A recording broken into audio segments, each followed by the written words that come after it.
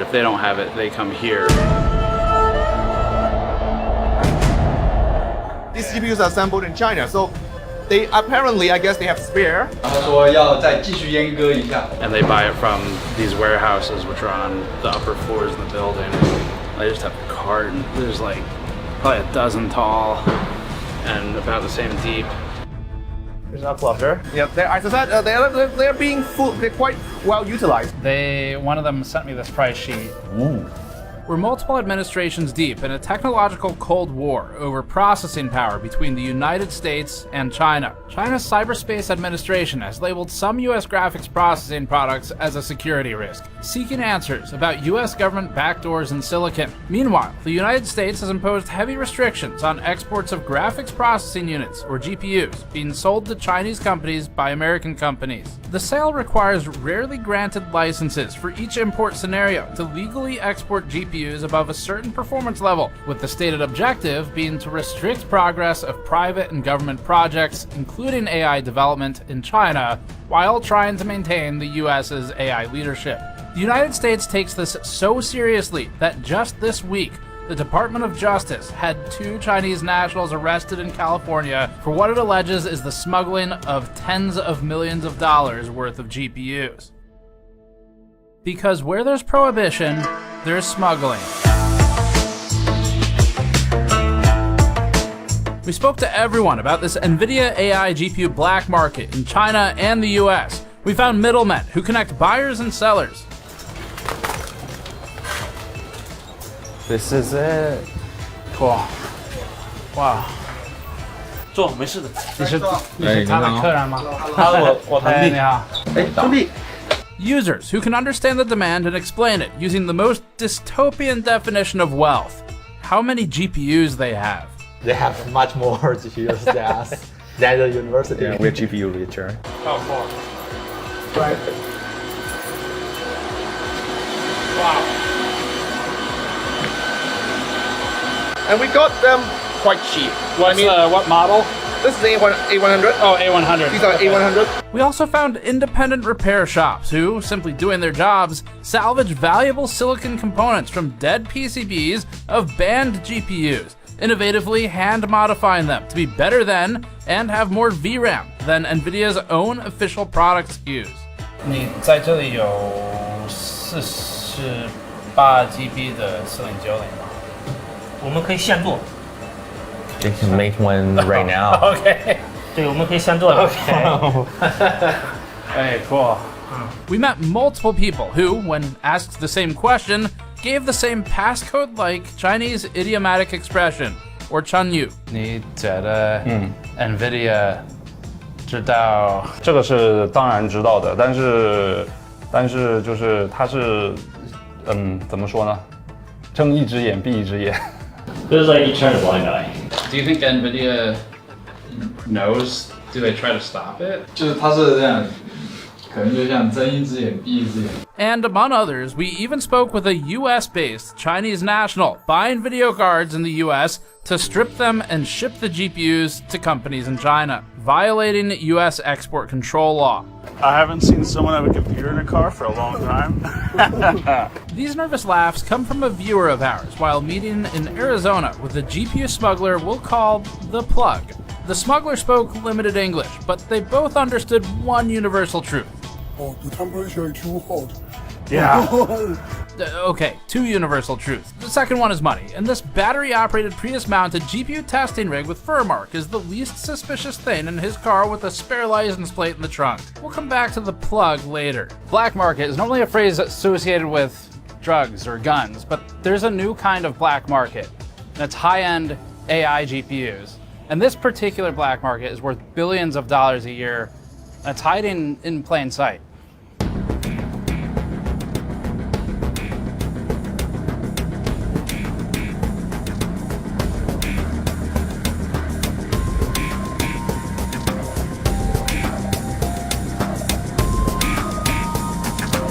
This is Hong Kong.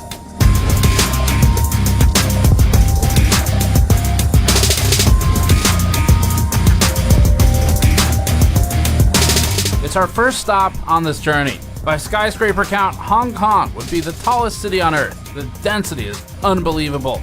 We spent a few days here for this story, wandering markets and meeting sources.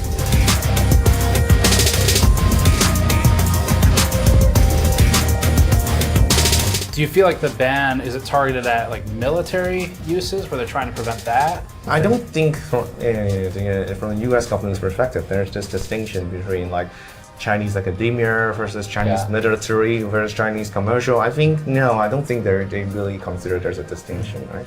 Just total.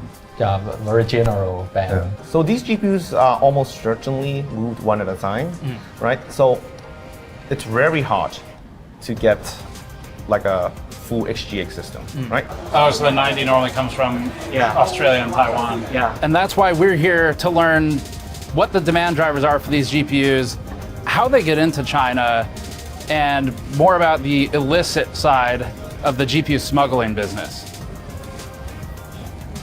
The community brought you this movie. This production is being funded by our viewers rather than putting a third-party ad here. We're supporting ourselves via the community so that we can produce more fully independent movies like this. We launched our own Kickstarter-style fundraiser on our store, linked below. In addition to physical products like our Blind Eye t-shirt, Black Market GPU sticker packs, Blacklisted t-shirt, and our new GPU VRAM glassware, we also have digital rewards available exclusively to backers on this page. These backer tiers are available only for one more week, featuring bonus videos, wallpaper packs, and the highest tier even has a Q&A session with me, a tube of Kingpin thermal paste, and features a canvas print of a watercolor painting, painted by my mom actually, based on a photo I took in Hong Kong. We even hit a super stretch goal where all backers of any tier will receive digital rewards on a USB key, including a copy of this very movie so that you can watch it anywhere, anytime without internet and without YouTube AdSense ads, and preserve it in case it's taken down. If you prefer a single item, we have a brand new Blind Eye t-shirt featuring traditional Chinese characters written right to left, top to bottom, representing the idiomatic expression we kept hearing during this investigation. 睁一只眼闭一只眼。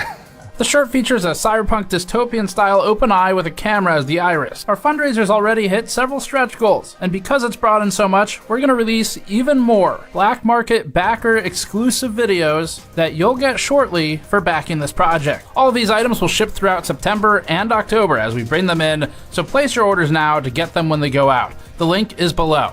Now, back to the program. This was our latest big adventure, and it began when we booked a 24-hour ticket to Hong Kong, 20 days of hotels across Hong Kong, Shenzhen, Zhengzhou, Huizhou, Dongguan, Taipei, and more. At least one of us got detained by at least one of the governments involved in this video, but we can't talk about these indecipherably singular or plural instances or instance of any aforementioned detainment. Next, we talked to a lawyer about the previous sentence, loaded into a cab that secured our luggage like this, then investigated whether or not GPUs are actually smuggled with lobsters into Hong Kong. NVIDIA was right, We've checked the lobsters for sensitive electronics and aren't any in there. So, good move, Jensen. We found a pile of GPUs that are now export controlled and met a professor who really wants to make sure you know. These are legally obtained. Legally obtained. Came to a sudden realization that if a banned GPU is assembled in China, then what's to stop them from just taking That's it off of the actually line? a very good question because what's preventing these GPUs from Falling off of the line. Yeah. Exactly. made friends with 3 different cats in Hong Kong. What do you think of the temple guards, Tannen? They're very good at their job. And said goodbye to this RGB city. We then booked a boat to Shekou, China. I told Tannen what Shekou means. You know what Shekou means, Tannen? What does that mean? Snake's mouth. Sounds inviting, right? Yeah, awesome. Can't wait. We arrived in Shenzhen, made small talk with hotel room service. So, how long have you worked at the hotel? Immediately got trapped in the hotel elevator by my new friend. Traffic jam. Almost witnessed a workplace accident. Got kicked out of a warehouse. We got kicked out. Yes, we did. And then we instantly became fans of using high-speed rail at hundreds of miles an hour to go deep into China to meet a guy who really thinks that desoldering a GPU and reballing it is no big deal. Really? That's the easy part. Oh, really? Yeah. Okay. It's a lot easier than doing this. We got a ton of information in this video about GPU smuggling, including from this guy named 5. 然后赚差价，可能一张卡它会有500人民币到几千人民币不等的这样的一个差价，然后会通过这种手段去外面去购买带回来。 After that, we went back to Shenzhen for the third time in 2 weeks, met this guy. Support game natures. Support Jesus. Don't. Yeah. I'm his father. Went back to Hong Kong, flew to Taiwan, got some street food, and got on a plane back to the US. We spoke to a lot of people for this story to go on record and learn about the dystopian world of high-tech GPU smuggling. We spoke to people ranging from owner-operator trading companies to professors of economics building data centers. 5090是有禁止吗？是有禁止还是没有？我都忘记了。是禁止。禁止，但是市场上确实是有啊。These are very expensive items. Right? I would imagine you would keep track of everything, right? We even tried to talk to the US Department of Commerce, but they didn't reply, and every person on the chain from the Department of State had out-of-office autoresponders because we coincidentally emailed them the same week of an especially problematic story that enigmatically involved name-dropping. But let's keep this focused on the hardware. Some of our sources are more confused by NVIDIA than others today.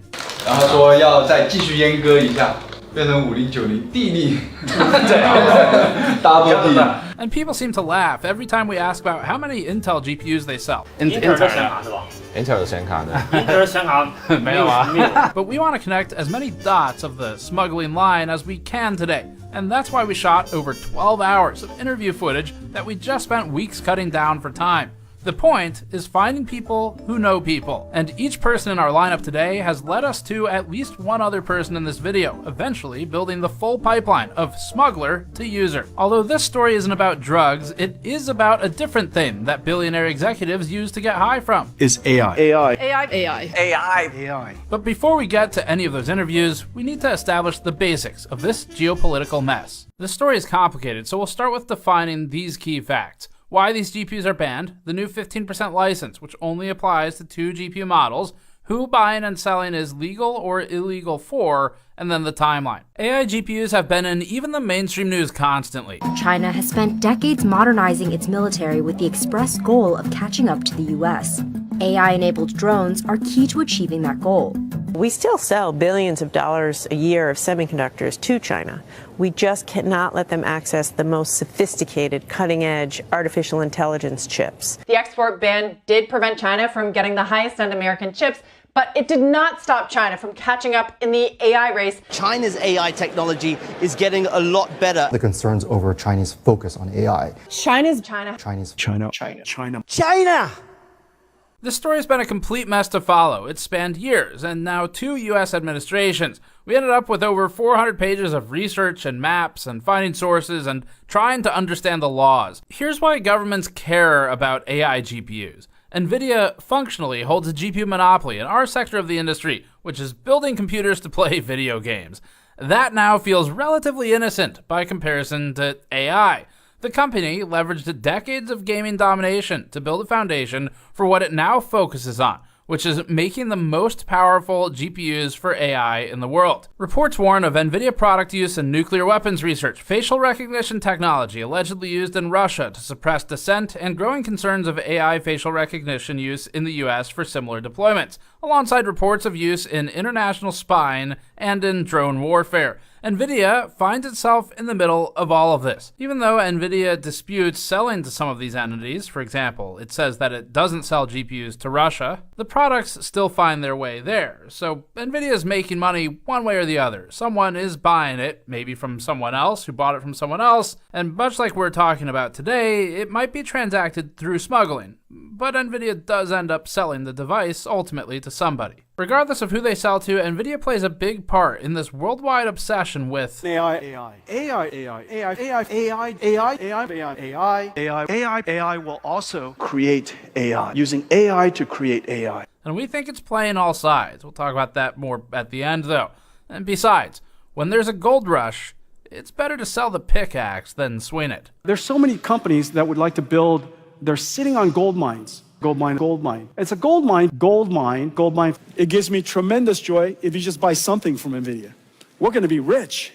Although the US doesn't talk too much about its own use of AI, it spends a lot of time talking about China's. These semiconductors are unbelievably powerful, and we can't let them get into the wrong hands. We want the most other countries using our technology because, again, it's a zero-sum game. The concern, of course, in Washington, and particularly amongst the Defense Department and the Pentagon, is that these chips and this hardware and software ends up with the People's Liberation Army, the Chinese military, and will help them accelerate in terms of innovations on that front. The restrictions are really on advanced semiconductors that could have potential military applications, and the goal is really to sort of choke China's AI sector and its broader AI ambitions. The US restricts NVIDIA's GPUs through export control rules that ban the sale of certain GPUs into China. That means the sale of GPUs by American companies or companies which want to transact business in America to companies that are in China or the Chinese government itself. Some examples of export controlled GPUs include gaming GPUs like the RTX 5090 and the RTX 4090, which are useful in AI applications, mostly for their high VRAM capacity. It also includes specific data center and AI GPUs like the A100, H100, H200, and B100, with the letter being the signifier for the architecture, as well as other GPUs shown on the screen. Now, this list is in flux. There are some new and incoming exceptions for the NVIDIA H20 specifically, which has faced Schrodinger's GPU ban, depending on whether CEO Jensen Huang had a $1 million dinner at Mar-a-Lago with Donald Trump on a given week. A timeline would help, but we have 9 years to recap, so we'll do it quickly. Even at the end of the Obama administration in 2016, the US government was just starting to talk about AI in relation to national security in this Wired interview. Developing international norms, rules, protocols, verification mechanisms around cybersecurity generally, and AI in particular, is in its infancy. You got a lot of non-state actors who are the biggest players. Part of the problem is that identifying who's doing what is much more difficult. Yeah, if you're building a bunch of ICBMs, we see them. If somebody's sitting at a keyboard, we don't. And so we've begun this conversation. A lot of the conversation right now is not at the level of dealing with real sophisticated AI, but has more to do with essentially states establishing norms about how they use their cyber capability. Who are you more afraid of, Big Brother and the state, or the guy who's trying to empty out your bank account? Part of the reason that's so difficult is that if we're going to police this Wild West, whether it's the internet or AI or any of these other areas, then by definition, the government's got to have capabilities. If it's got capabilities, then they're subject to abuse. And at a time when there's been a lot of mistrust built up about government, that makes it difficult. Those were the early days. The first Trump administration started a commission advising Congress on maintaining AI leadership, including simply banning the sale of some advanced semiconductor equipment and chips to China. Several years of back and forth, a pandemic, an election, and ChatGPT's launch later, and the Biden administration took major action in 2022 by restricting exports to China, Hong Kong, and Macau. NVIDIA's Ampere architecture A100 and newer codename Hopper H100 GPUs and systems were all restricted. NVIDIA shed tears for $400 million worth of lost sales as a result, and it was especially sad when many of its export-compliant alternatives to these also got banned, like its newly created A800, H800, and L40S, in addition to NVIDIA's RTX 4090 gaming card. NVIDIA said it didn't expect, quote, near-term meaningful impact, end quote, on its financials. NVIDIA responds by designing a workaround to the previously worked-around workaround, leading to the H20. Then the government adds new rules for high-memory bandwidth cards, and the Biden administration tried to come up with an AI chip diffusion rule that would limit the quantity of GPUs being sold into different countries rather than only by processing power metrics, because the government really didn't know how the fuck to measure these things, and NVIDIA, knowing more about GPUs, could tweak any dial it wanted to just barely be compliant. Then DeepSeek came out, everyone panicked, stocks plummeted, and the government scrutinized the role of NVIDIA's GPUs in it. In February 2025, fiscal year 2025 results are posted, and NVIDIA's Singapore revenue rockets to 18% of total revenue based on customer billing location, despite shipments to Singapore being claimed to be less than 2% of fiscal year 2025 revenue, causing people to say, wait a minute. Unrelated, several GPU smugglers are arrested in Singapore one day after the fiscal year report was posted, causing people to say, that makes more sense. AMD spawns out of nowhere to say it wrote down $800 million of inventory due to export controls. NVIDIA one-ups it with a write-off of $5.5 billion. May 2025, Trump implements wide-sweeping tariffs and rescinds the Biden chip diffusion rule that would have limited how many AI GPUs Jensen could sell to other countries. Jensen says, It's just an incredible vision. I think this is going to be a transformative idea for the next century for us. These two initiatives are completely visionary, and it's going to be transformative for America. The H20 GPU that was created to comply with the rules was still okay. Then Jensen had dinner with Trump at Mar-a-Lago for $1 million. Then the H20 got banned. Must have chosen a really bad restaurant. In July, Jensen Huang meets with Trump and is permitted to sell H20s again, presumably choosing a better restaurant this time. Huang goes to China. China says Jensen's GPUs have tracking devices backdoors. NVIDIA says nah. Jensen goes to Washington. Trump tells Jensen to... Jensen, will you stand up? What a job. He loves him. He loves... NVIDIA. He loves Lisa Su. And more importantly, he hates Intel CEO. Intel CEO goes to Washington. Trump likes him now. Tim Cook materializes from the infernal plane to give Trump a 24-karat gold gift. And gift is in scare quotes because that's not what that's called. Then we get to this past week when Trump asked NVIDIA and AMD to pay 20% to the US government for sales specifically of the H20 and AMD Instinct MI308 sales. Not all GPUs, as some erroneously reported previously. Cousins Jensen Huang and Lisa Su negotiate Trump down to 15%, and now they're allowed to sell two specific cards that were originally created to comply with the laws before they changed, and somehow everyone walks away a winner, except now China doesn't want them anyway. That about sums it up. Except one last thing that happened as we were filming this. The Department of Commerce doesn't yet know the legality of the deal, with Tom's Hardware highlighting legal expert arguments over Article 1, Section 9 of the Constitution. It's not our area, so we'll move along from it, but just know that this is being publicly discussed still. If you want the full details with all of the in-between, that we did collect it, there will be a massive timeline article on the website. We'll link that below when it's up within a couple days. There was also recent news about a 15% revenue share between NVIDIA and AMD with the United States government for sale of some AI GPUs. This is an old chip that China already has. And I deal with Jensen, who's a great guy, and NVIDIA. The chip that we're talking about, the H20, it's an old chip. China already has it in a different form, different name, but they have it. Or they have a combination of two will make up for it and even then some. But the H20 is obsolete. You know, it's one of those things, but it still has a market. So I said, listen, I want 20%.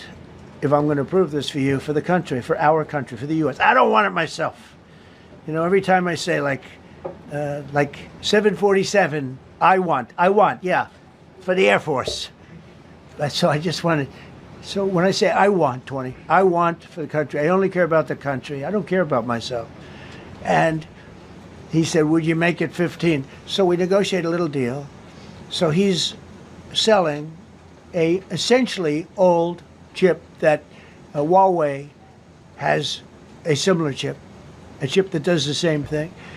And I said, good, if I'm going to give it to you, because they have a, they have a stopper, what we call a stopper, not allowed to do it.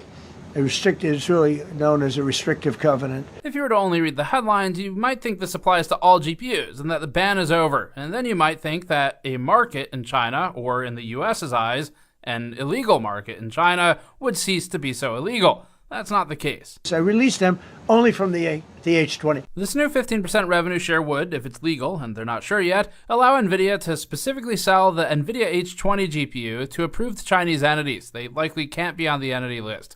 It would allow AMD to sell specifically the Instinct MI308 GPU to approved Chinese entities. The proposed license would not affect any other GPU that currently does not have a license. The government hasn't made clear yet if NVIDIA's partners would also be permitted to make these sales. That means that other banned GPUs, including the RTX 4090, RTX 5090, H100, B100, B200, and so forth, remain banned. The H20's extremely high 96GB memory capacity would enable large models to fit in memory and actually run, especially with multiple GPUs in a single rack, even if it's slower. That means companies can achieve performance targets by stacking GPUs, which are lower clock and core count but higher capacity, and doing NVIDIA CEO Jensen Huang's favorite thing. We were trying to solve scale up, scaling up, scale up, scale out, scaling up, scale it up, scale it out, scale up, scaled up, scale up, and scaled it out, scaled it up, scaling in that way. As for the newer Blackwell architecture GPUs, now Jensen's a very brilliant guy,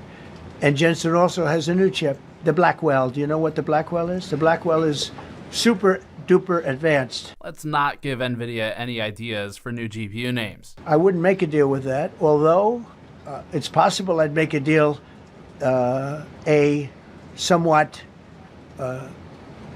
enhanced in a negative way Blackwell. In other words, take 30% to 50% off of it. But that's the latest and the greatest in the world. Nobody has it. They won't have it for 5 years. On the Blackwell, I think he's coming to see me again about that. But that will be a unenhanced version of the big one. For now, these super duper GPUs are not licensed for sale. In short, the H20 and MI308 were compliant with the US government's original rules. Then the rules changed during design and production and they were banned. Then AMD and NVIDIA collectively declared over $6 billion in financial impact as a result. Then the US government said, wait a minute, we can help with that if you cut us in. It reminds us of our tariffs documentary. And with this, if I see a tariff of 20 or 40% one week, 50 to 60 a day later, then I see it 120%. Then I see, well, electronics are maybe exempt, and in Bloomberg, and then I see on Truth Social, no, that's not actually happening. I have no idea what that means. So I can't make decisions because it's not about it being a high tariff. It's about not having a clue what's going on. The H20 most certainly is not obsolete, though. It's still very desirable in China, and with a lot of them, they become particularly potent. Setting a threshold for banned hardware should be objective, since it can be tested. This is a graph from the Department of Commerce that visualizes the original threshold at which a computing product became automatically banned for export to parts of the Middle East and China without a granted license. There have been some changes since, but back when this was made, the total processing performance score on the y-axis was used to determine cards in need of a license. The government needed a metric to calculate against, so it created its own. Accelerators and video cards have a lot of metrics in their spec sheets, including memory capacity, which is critical and as simple as a pass-fail for certain AI and training use cases. They have hard numbers for memory bandwidth, GPU clock speed, GPU SM or CU count, TPCs, tensor cores, ROPs that are sometimes randomly missing on NVIDIA devices, teraflops, tops, petaflops, gigaflops, gigabits, power, and more. So then, banning a product could probably be based on some sort of benchmark rather than a random metric from a spec sheet. But the US government, illustrating what an absolute clusterfuck this situation was and now remains, decided to instead multiply one random metric from a spreadsheet against the bit length of the operation being executed. Flops, or floating point operations per second, and tops, or tera operations per second, are calculated by the company making the spec sheet and aren't a great measure of actual performance. These numbers are based on both marketing and whether we're talking about FP8, half precision floating point 16, single precision floating point 32, double precision FP64, integer performance or tensor performance, or otherwise. So the government says, quote, the rate of Mac tops is to be calculated at its maximum value theoretically possible, end quote, and quote, the rate of Mac tops is assumed to be the highest value the manufacturer claims in brochures for the integrated circuit, end quote. So it's not based on a bunch of real-world benchmarks of applications or something. The government also references Mac tops as the theoretical peak of tera ops in multiply accumulate computations. The Biden administration used this total processing performance, or TPP score, in 2023, with the government later adding a performance density metric, dividing the TPP by the die area in square millimeters. In other words, the government didn't want NVIDIA to be able to sell more of a lower performance GPU to make up for the loss of high-performing parts with multi-GPU solutions. There are a lot of reasons this doesn't capture the full picture, like sparsity, APIs, different methods to calculate flops, and different performance for different applications. But the government needed a way to define a threshold, so this is what they made.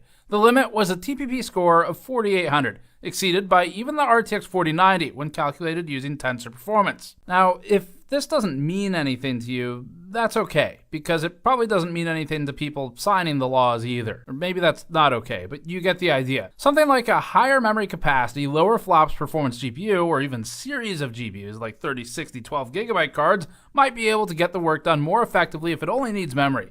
Memory wasn't factored into the TPP calculation. That was the point of the NVIDIA H20, but then the absurdity of the situation expanded, because the government introduced an opaque memory bandwidth requirement. Per the register, quote, unlike with previous export controls, the Commerce Department's Bureau of Industry and Security hasn't issued specific guidance on how much I/O or memory bandwidth is too much, end quote.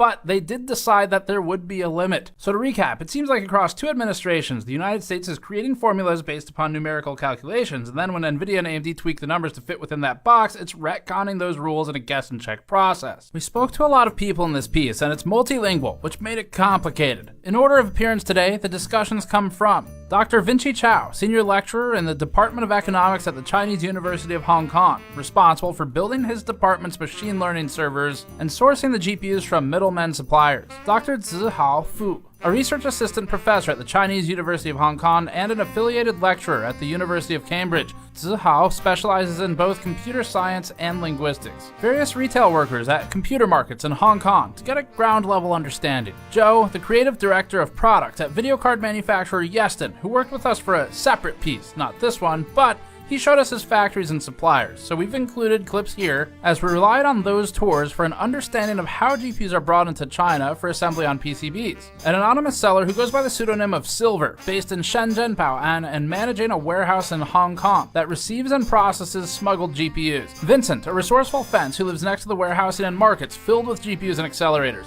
He buys and sells these devices in Shenzhen, Huaqiangbei, and his job is to know people. In addition to Vincent's cousin, the Fixer's Fixer. If someone needs a component to fix a broken video card or to build a new one, they go to people like him to get integrated circuits. Mr. 5, a Bilibili hardware reviewer with a specialized focus on thermal solutions. Like us, Mr. 5 has had run-ins with NVIDIA that have ended in a soured relationship over disputes regarding independent reviews and editorial independence. Zhang Ge, a renowned Bilibili uploader, basically a YouTuber in China, who runs a video card repair shop in Zhengzhou. In addition to repairs, he regularly gets large orders from customers asking him to build them custom, unofficial, higher VRAM capacity NVIDIA GPUs for large language model tasks. Companies in Singapore and Taiwan who act as intermediaries between NVIDIA, NVIDIA's partners, and companies in China. The Singaporean and Taiwanese companies are able to bring banned GPUs and servers into their own warehouses and resell them to Chinese companies, skirting export controls. We're unable to disclose their identities because there would be punishment from multiple governments and NVIDIA. The Plug, a US-based Chinese citizen who drives around the country buying hardware from American end users and resells it to companies in China and Hong Kong. And finally, a special thanks to our translator Raymond Wu of the Black Soda Agency in Taiwan. Here's the pipeline. If a GPU doesn't fall off the back of a truck in China after it was assembled, or if it isn't a QC defect that disappears from the scrap pile, it may instead have been moved by ants to get to China. Mayi Banjia is a linear pipeline. Each ant in the fire line serves a specific role. It'll help to name those roles to keep everything straight. Here's what we came up with. The source has access to GPUs. This could be as innocent as you unknowingly selling your card on Facebook Marketplace to the Plug. The Plug is responsible for acquiring from the original source and reselling the hardware to the China-based distributors.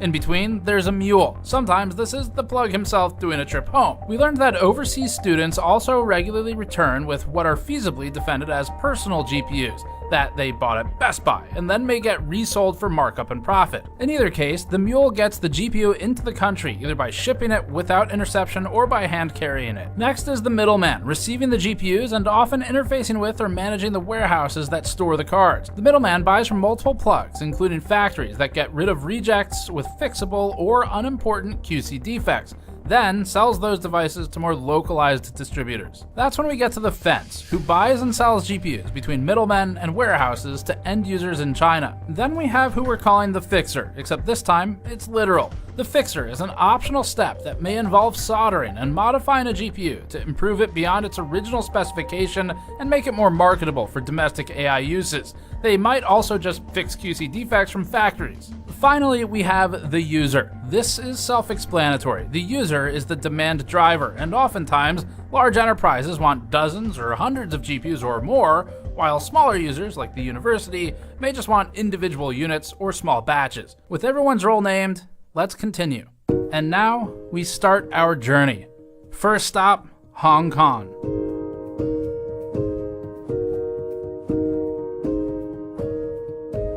Upon arriving in Hong Kong, after checking out the local wildlife, one of our GPU dealer informants slipped us a price sheet for a mix of GPUs that are both export controlled and not. All right, so check this out. This is a GPU price sheet where we just got to Hong Kong, and I've already been able to find a supplier who works as a middleman between smugglers. And you just pick the GPU you want, so you can see 5090, 4090, 4090, 48 gig, 5090. Down here, there's some A6000, A100, A180 gig. That's pretty valuable, so that's 75,000 renminbi.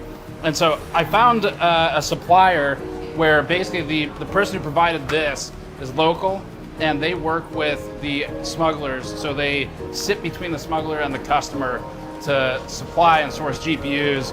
The problem is, I don't know what the going rate is for any of this. And so what we're gonna do is take this price sheet to our local fixer, Dr. Vinci Chow at the Chinese University of Hong Kong, and see what he thinks about the prices here, and if this process is normal.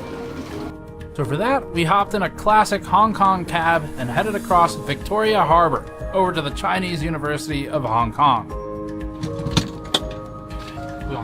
Oh, okay, 谢谢 okay. Thank you, sir. Bye bye.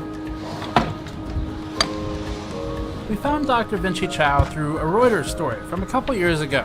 Vinci works in the economics department at the university, and he's responsible for having built many of the servers and machine learning systems that are in use daily.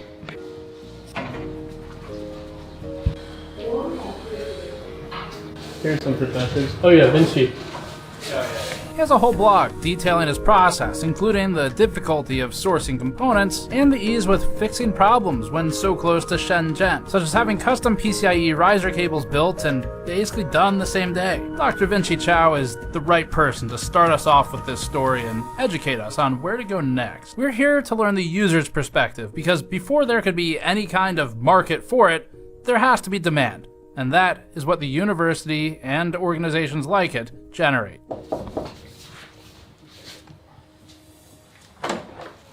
Hi, whoa. How you doing? Hey, nice meeting you. Good to meet you. This is Tannen. Hi. Nice to meet you, sir. Right, so we have several options. Okay. You can set up shop here. It's a construction site here right now. Yeah. So we are renovating. An interesting anecdote is that Dr. Vinci Chow actually went to school with someone important at NVIDIA today, the Vice President of Applied Deep Learning Research. I was actually in Berkeley at the same time as Brian Catanzaro. Oh, cool. We're working buddies. That's cool. Yeah, I know him. Right. Wow. We won't be able to do much talking in here because of the noise. Yeah. So, A100. These are legally obtained. Okay. These are legally obtained. We got it actually very interesting because we got these, I think, right before the ban. No, right before ChatGPT was released. Okay. Around ChatGPT. So several years ago. Yes, and we got them quite cheap. One of them is actually modified from a SXM version. Before everything, GPU becomes such a scarce resource. Yeah. There was a period of time, I think right after crypto crash, that GPU was actually quite cheap. Even A100 was actually quite cheap. We were able to get these for like less than $10,000 US. Right. And then ChatGPT came out and everything like it went crazy. Yeah. Even now, like if you go on like AliExpress, like you still see a lot of 2080 Ti, like 2080 Ti being modified. So for teaching, we use a 3060, because without modification in the Ampere generation, it has the highest memory capacity. Right. Right.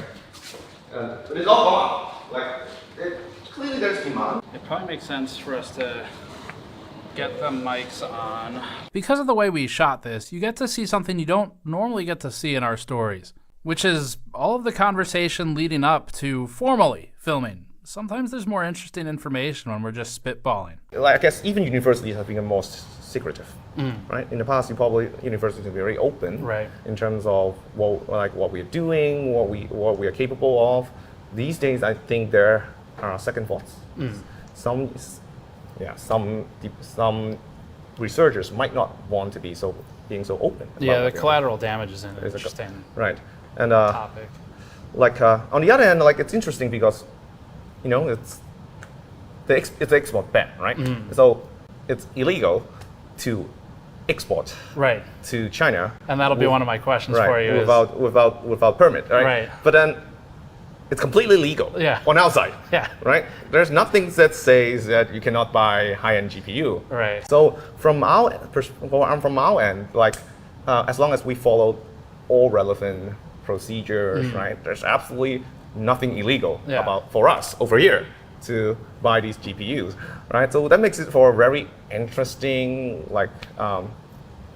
environment. Yeah. Like so, you have, because if you look at the university documents, right? I think you will be able to find obviously these universities have been purchasing GPUs, right? It's completely legal over on our side, right? Yet this is clearly not supposed to happen, right? From the perspective of the U.S. government, right? So, I guess for universities, once again, it depends a lot on how committed, a particular researcher or particular unit is when it comes to acquiring GPUs, right? I mean, if you pay enough, supply is there, right? Maybe not if you want to build like a super cluster, right? For research, most researchers are talking about 1 or 2 GPUs, right? And if they have the funding, then it's possible to obtain that. So it's just everything is more expensive. That makes sense. I'm in the Department of Economics, which is kind of interesting, I guess, for someone in the Department of Economics to talk about GPUs.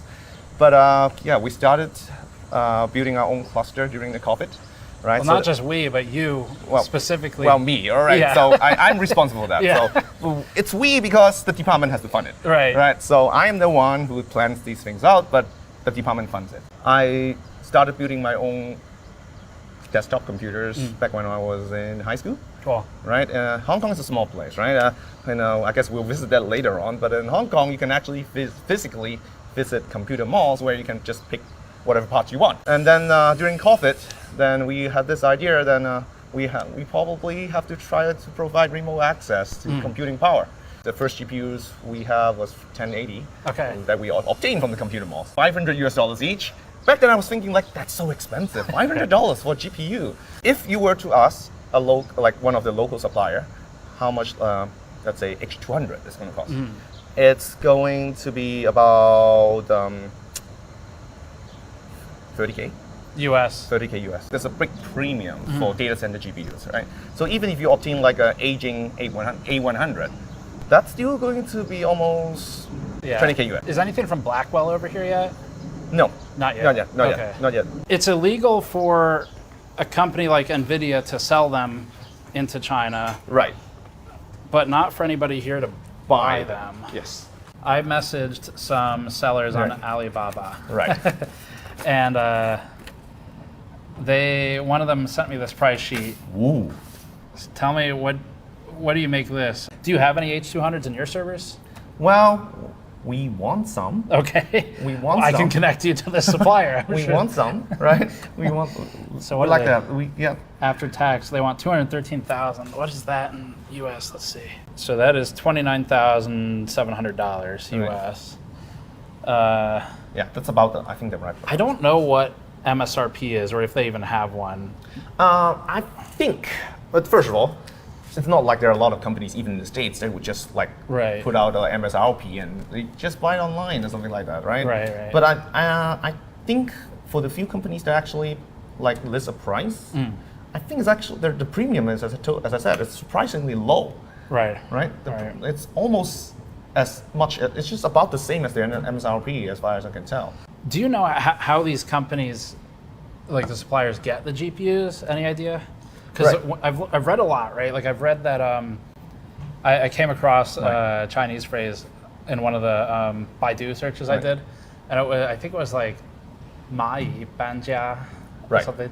And the idea, if I understood it correctly, was that a bunch of people kind of move one GPU. Right. So these GPUs are almost certainly moved one at a time, right? So it's very hard to get a full HGX system, right?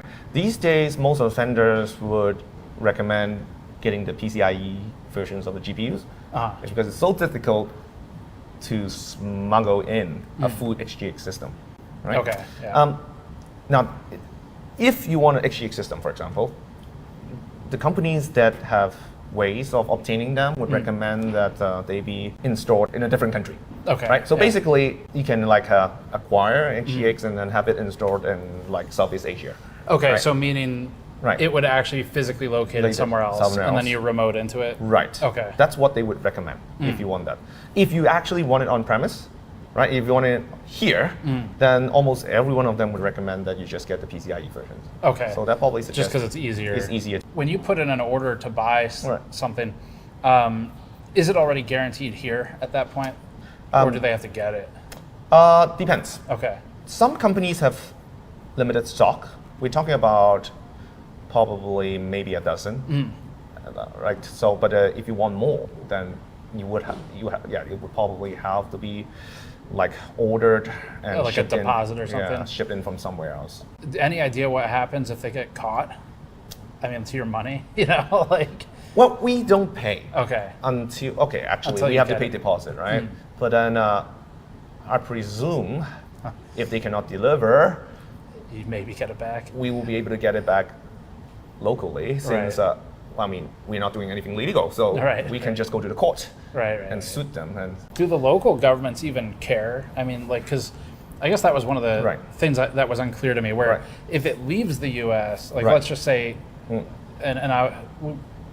as an example, if NVIDIA decides, you know what, we're just going to ship it straight from Santa Clara, California to Shenzhen or something, you know, that would be a problem. Right. But on the receiving side, do they care? You know, does like Hong Kong I would say the receive. Well, I would say no. That we don't.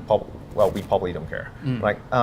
I don't think the government is going to obtain these GPUs now that there's an export ban. I don't think they're going to do that. In Hong Kong, we have like basically the government essentially funded 2 H800 Superport, but they are both legally obtained right before the ban. So, and since then, there hasn't been any news that they're going to expand their capacity. So I would say the government probably not going to do it itself. I guess the only thing they care about is if someone brings it in, they pay the import taxes. Well, but there's no import tax in Hong Kong. We are free trade port. Okay. You can pretty much bring whatever you want, except normal things like firearms. Like you can't do that, right? But otherwise, we are free trade port. So. Okay, that makes a lot more sense then. Because I think I read that Macau is the same. Right. Maybe free trade port. Free trade port. Yeah. Okay. Interesting. But I'm pretty sure these GPUs don't go straight from the US to Hong Kong. Right. They would go through. They probably go through some Sanguo, some third party country somewhere you can actually legally export those GPUs to. Singapore comes up a lot. Singapore comes up. Malaysia is another place that comes up. Right. Have you heard of? I saw a story from The Economist actually, where they said now there's.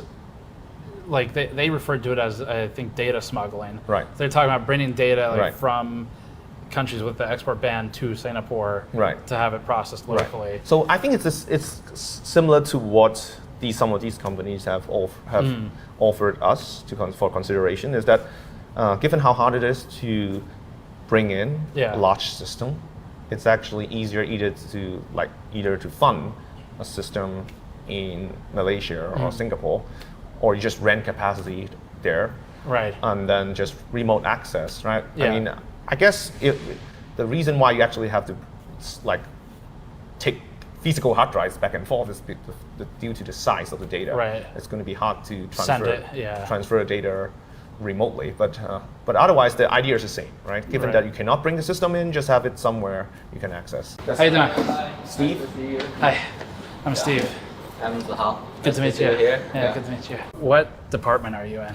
I'm currently working in the linguistic department. Okay. So my focus is still doing some programming and running on GPU. Previously, my background is computer science, so I need a lot of GPUs. Right.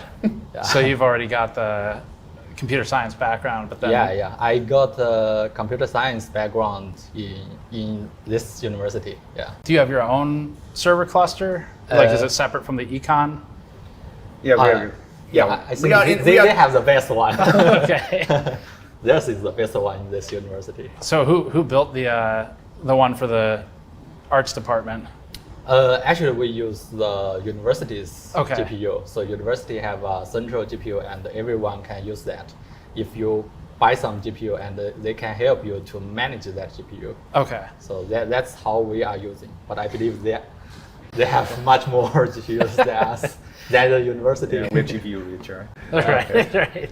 GPU rich. Yeah. Yeah. What are the things you guys use them for normally?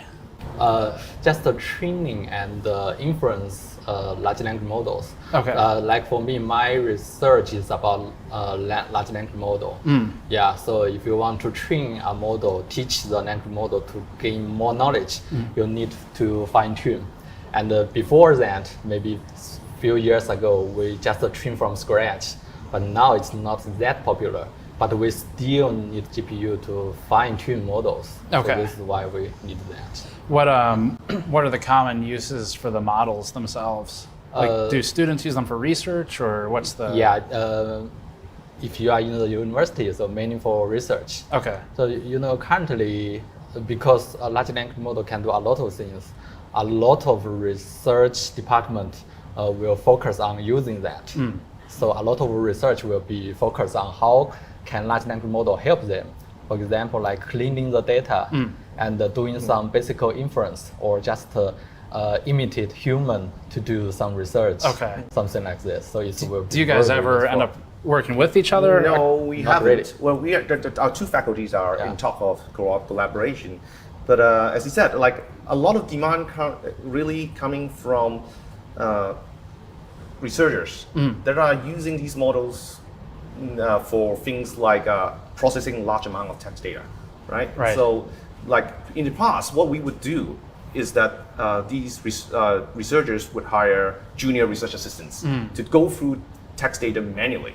And it's a very expensive and slow process, right? These days, all you have to do is to feed the text data to OMs. And that really drives an explosive growth in demand for these LLMs. And because neither OpenAI nor Anthropic is interested in serving Hong Kong, which is part of China, right? So that means that there's a lot of demand for on-prem solution. What so in linguistics, do you use it for just as I don't know a lot about linguistics research, but the Dongwan Lao Shi is she's a linguistics researcher, and so I know one of the things that they do in the University of Columbia in New York is they'll scan old documents from like the medieval ages, from 1,000 years ago, right? That's cool. And they try to convert it into modern English. So what kinds of research, I guess, to give me a better idea? First one, if you want to do research on linguistics, you will be very interested in what the language model, how the language model are thinking, right? Okay, yeah. So we try to explain what happened inside the language model. And another research direction maybe is just use language model to processing the data. For example, you want to know how the children learn the language. Okay. Children learn bilingual or many languages. So how they do it. So you can use the language model to imitate the learning procedure. So this is one of the possible directions. So there will be a lot of things to do. Yeah. What kinds of GPUs do you guys use? Currently for our group, we have L40, I guess. Yeah. Okay. With 40 GB memory, maybe I forgot. Sometimes we have a 6000 and then some gaming GPUs, RTX series. Right. Yeah. The gaming GPU is much faster, actually. Is it really? Okay. Do you have any like 5090s yet or 4090s? I have used the 4090, but not 5090. I think memory is the most important part for researchers, because if it's running slow, then you can wait for 1 day or 2 days. It doesn't matter. But if the memory is small, then you cannot do anything. You cannot put your model inside the GPU. It just doesn't run at all. Yeah. So I need larger memory. So the speed is okay. I think currently is fine. Do you guys ever get bottlenecked by the availability of the systems? Well, it does happen, right? So, like, as much GPUs as we have, we're talking, well, we have like 30, something like 30 top-of-the-line GPUs. Yeah. If we want to load, say, DeepSeek R1, right, that takes probably 16. right? Okay. That's half our capacity. Right. And if someone, like one of our teachers, or what would say, I need DeepSeek R1 for 2 months, Right. then it would take a bit of planning, because we would have to see if we can balance the need of other users. It's not going to be enough if you want state-of-the-art model, given how big these state-of-the-art models are. I think all researchers would love to scale up what we do, but the reality is it might not be possible to get the hardware to support what we want to do. If you had, and I know you don't, but if you had unlimited budget, right? Would you be able to get as many GPUs as you want, or is there still a supply constraint? You know, So, like in terms of buying. Let's just say GPUs. somehow we obtain like, I don't know, millions of dollars Right. of funding, right? Right. Even if the university is providing that, right? There's still the problem of the export ban, right? Before the export ban, it can be done, right? There's another university, local university, HKUST. They obtained a full H800 SuperPort, at a considerable cost. But the university was able to fund it, and they managed to just get it right before the ban, right? So that's like kind of a once in a lifetime opportunity right now, right? From today's perspective, Right. And they did it, and they benefit from it. Their researchers get a full 400 GPU cluster to work with, right? It's university-wide, centrally funded, right? Right. In CUHK, it's just not something we can do right now, right? I think in CUHK it's managed by each group. Right. I believe the Yeah, it's computer very- department here- also have a very big one. Yes, so here, that's our university. It's a bit decentralized. So, part of the problem, as I've mentioned, is the fact that with the export ban, departments are not necessarily willing to publicly list their computing capabilities. I think the next thing we should probably check out the server. Well, in a university, the working language is English and then Mandarin. Right. Okay. The university's name, I think.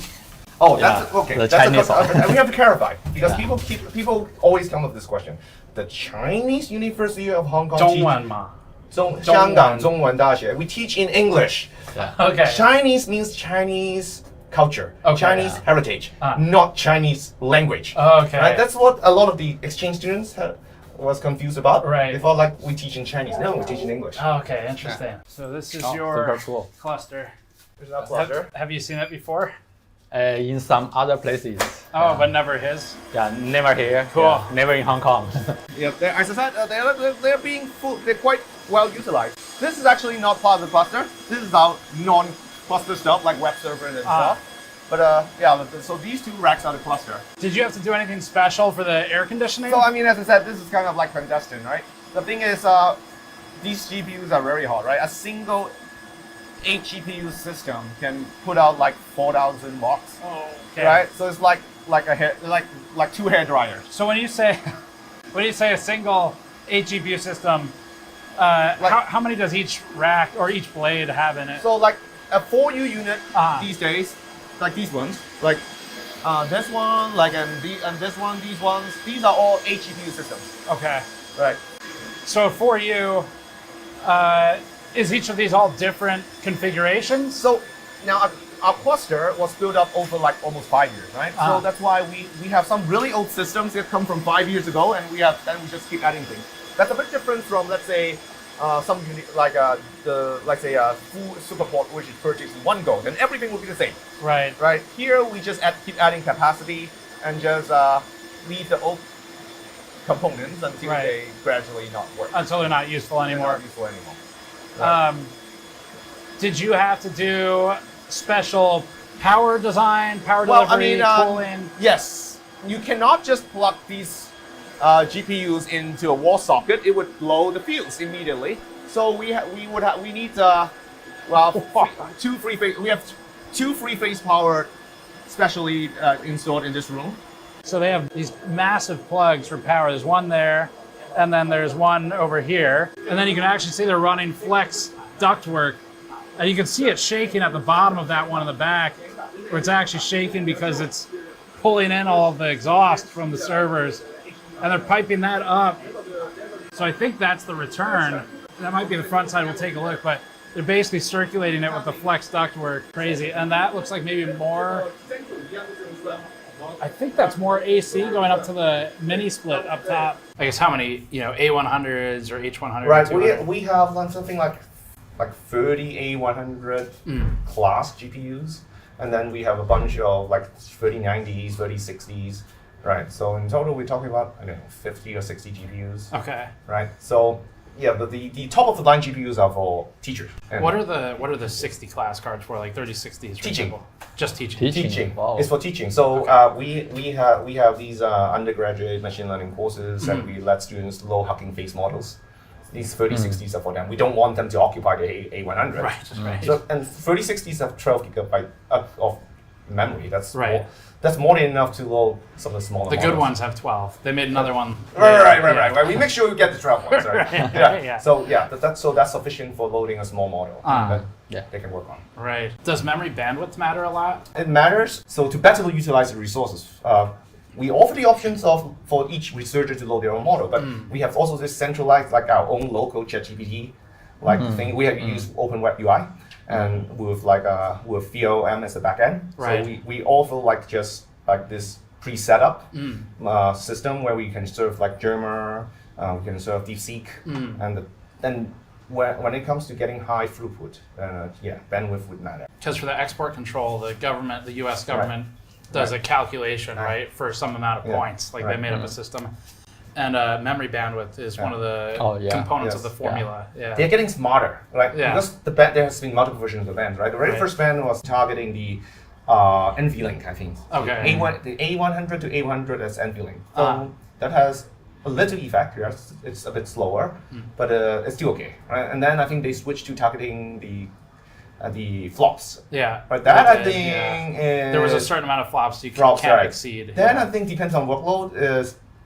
I think it didn't work as well as they might have hoped for because the H20s still sold really well. Well, I mean, that's what's so interesting about it is the government's, at least the U.S. government, hasn't really caught up to what these are, and so, that's true. So they don't know how to ban it, I feel like. So they just kind of pick a number. It's developing very fast, right? Because if you go back like 5 years ago, everyone probably would think that flops is a very important metric to consider. But turns out when it comes to loading large models, what we all care about is how much memory, how much VRAM you have, right?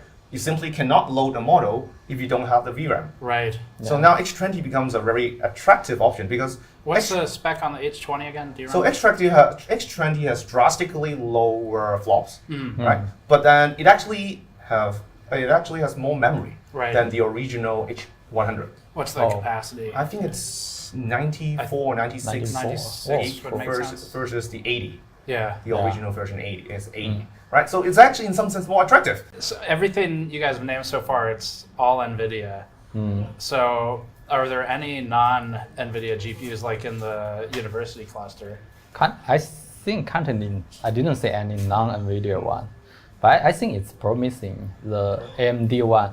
Currently, PyTorch also still support AMD one. I think in the future it will be another choice. The Instinct MI, AMD MI GPUs? I didn't remember What about Intel, because they just started making the B60s, is that interesting at all? I mean, we always like to explore options, right? To have more computing power. Yeah. We actually expressed interest in AMD, and we asked around, to the outcoming suppliers, and they said the risk is too high for them, right? Because they have to support it. And they had, I think there's one supplier who told me they had tried to sell an Instinct GPU in the past, and then the customer returned it because they couldn't figure out how to make it work. Right. And then they realized that they don't really want to carry the risk of having a GPU that people are going to return. Don't know how to. So they would rather just not deal with. Do you know any AMD GPUs that also are export controlled? I think the Instinct line is also covered under the export ban, right? Yeah. I mean, I guess that's also part of the problem. If you're going to go through the hassle of smuggling something, you better smuggle something that people actually want. Right. Yeah. And well, is there any support for it, if it's a smuggled device and you have a problem, what happens? You know, right? Like if a MOSFET blows up, right. You know. So now we obtain all these under like under following university procedure, and part of that is that there should be warranty, right? Okay. I mean, now the supplier is clearly going to promise you warranty, right? But they also indicate that now for the PCI inversion, they are pretty confident they can support it because I think they just exchange it for a new one and just try to move that one out, one at a time, right? Right. But if it's an HGX system, even if they manage to get it in, they don't promise anything basically. Yeah. Right. I mean, for contractual reasons, they would promise warranty. Right. But whether they can actually do it, they can't actually guarantee.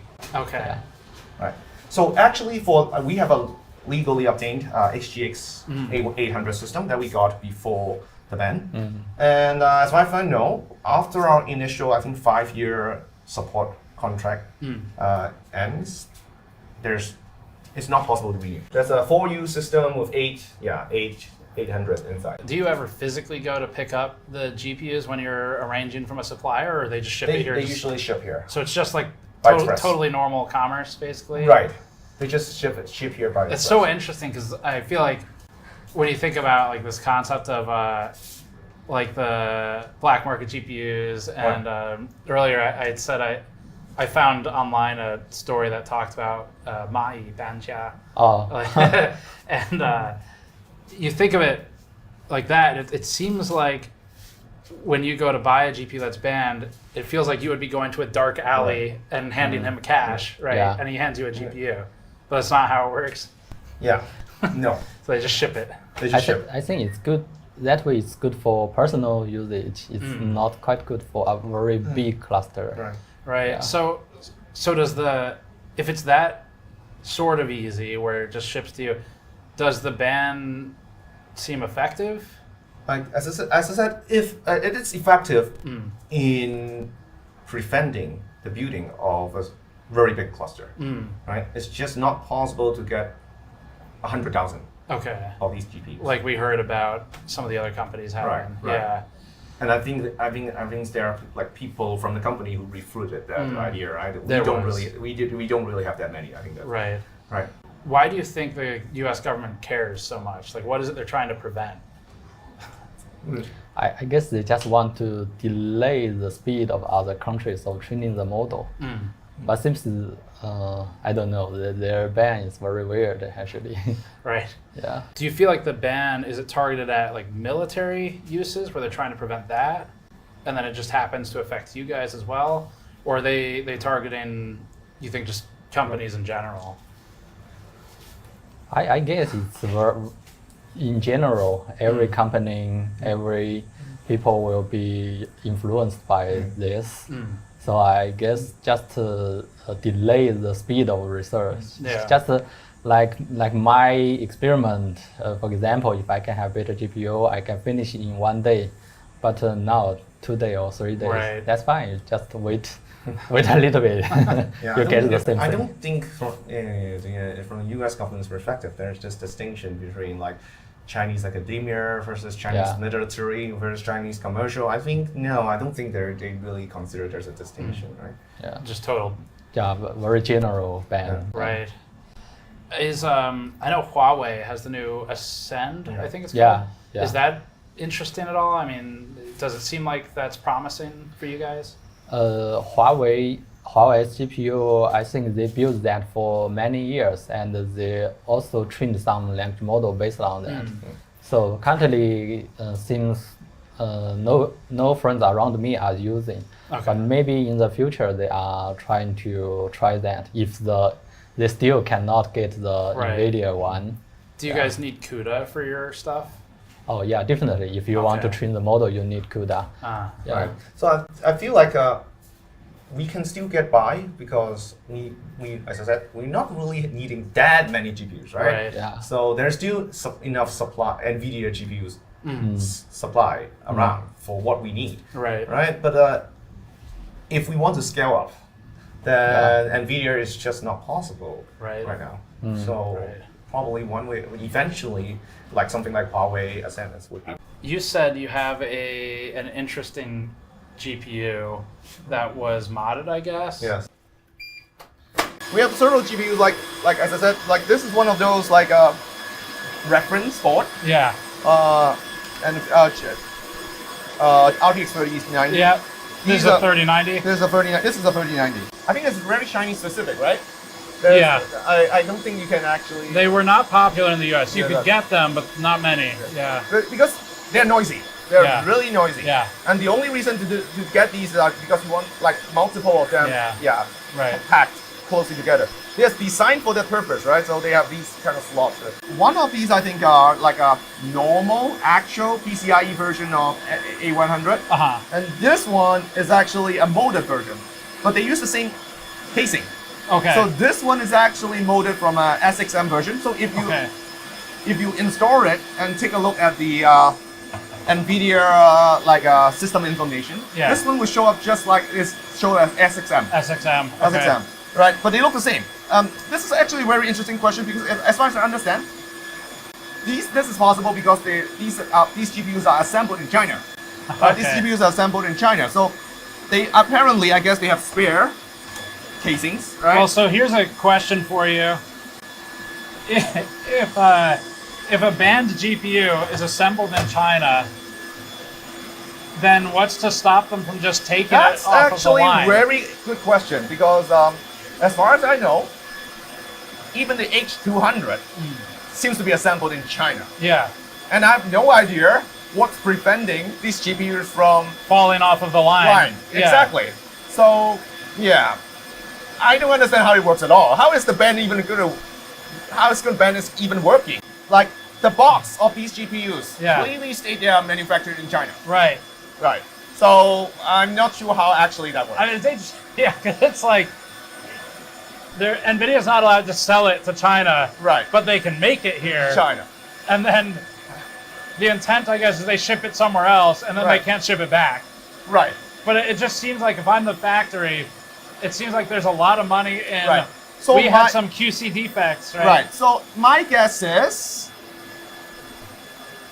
there must be spares. I don't know. Right. Spare SXM like modules, spare casings, and then somehow these spare parts just get assembled into a complete GPU and get sold. Yeah. So currently it seems like that this whole GPU manufacturing thing has the flavor of that. Yeah. Right. All these high-end GPUs are still manufactured in China, but they're not allowed to be sold in China. Yeah. And somehow the U.S. government thinks that's going to work, and somehow the Chinese government also allows that to happen. I have no idea how actually that whole thing works. Right. That's so strange.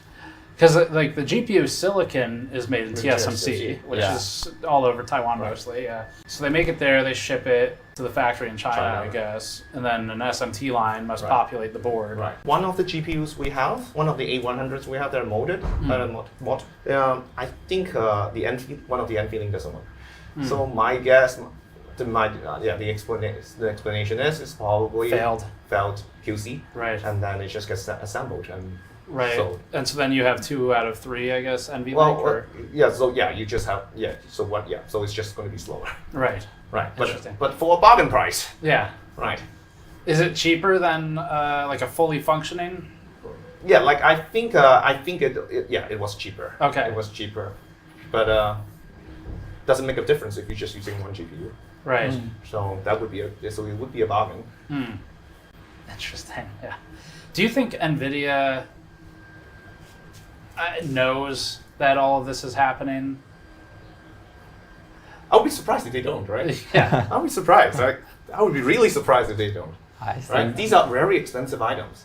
Yeah. Right? I would imagine you would keep track of everything, right? Yeah. I don't know. Is that? It's hard to know what they can do, what they plan to do with all these defective parts. But I'll be very surprised that no one have ever thought of the possibility that if it's something so valuable, someone would come up with a use of even a defective one. Defective ones. Yeah. Yeah. Interesting. Yeah. Yeah, like the AGPU servers. Like we could pull out one of them if you want to see what's. If it doesn't disrupt you, that would be great.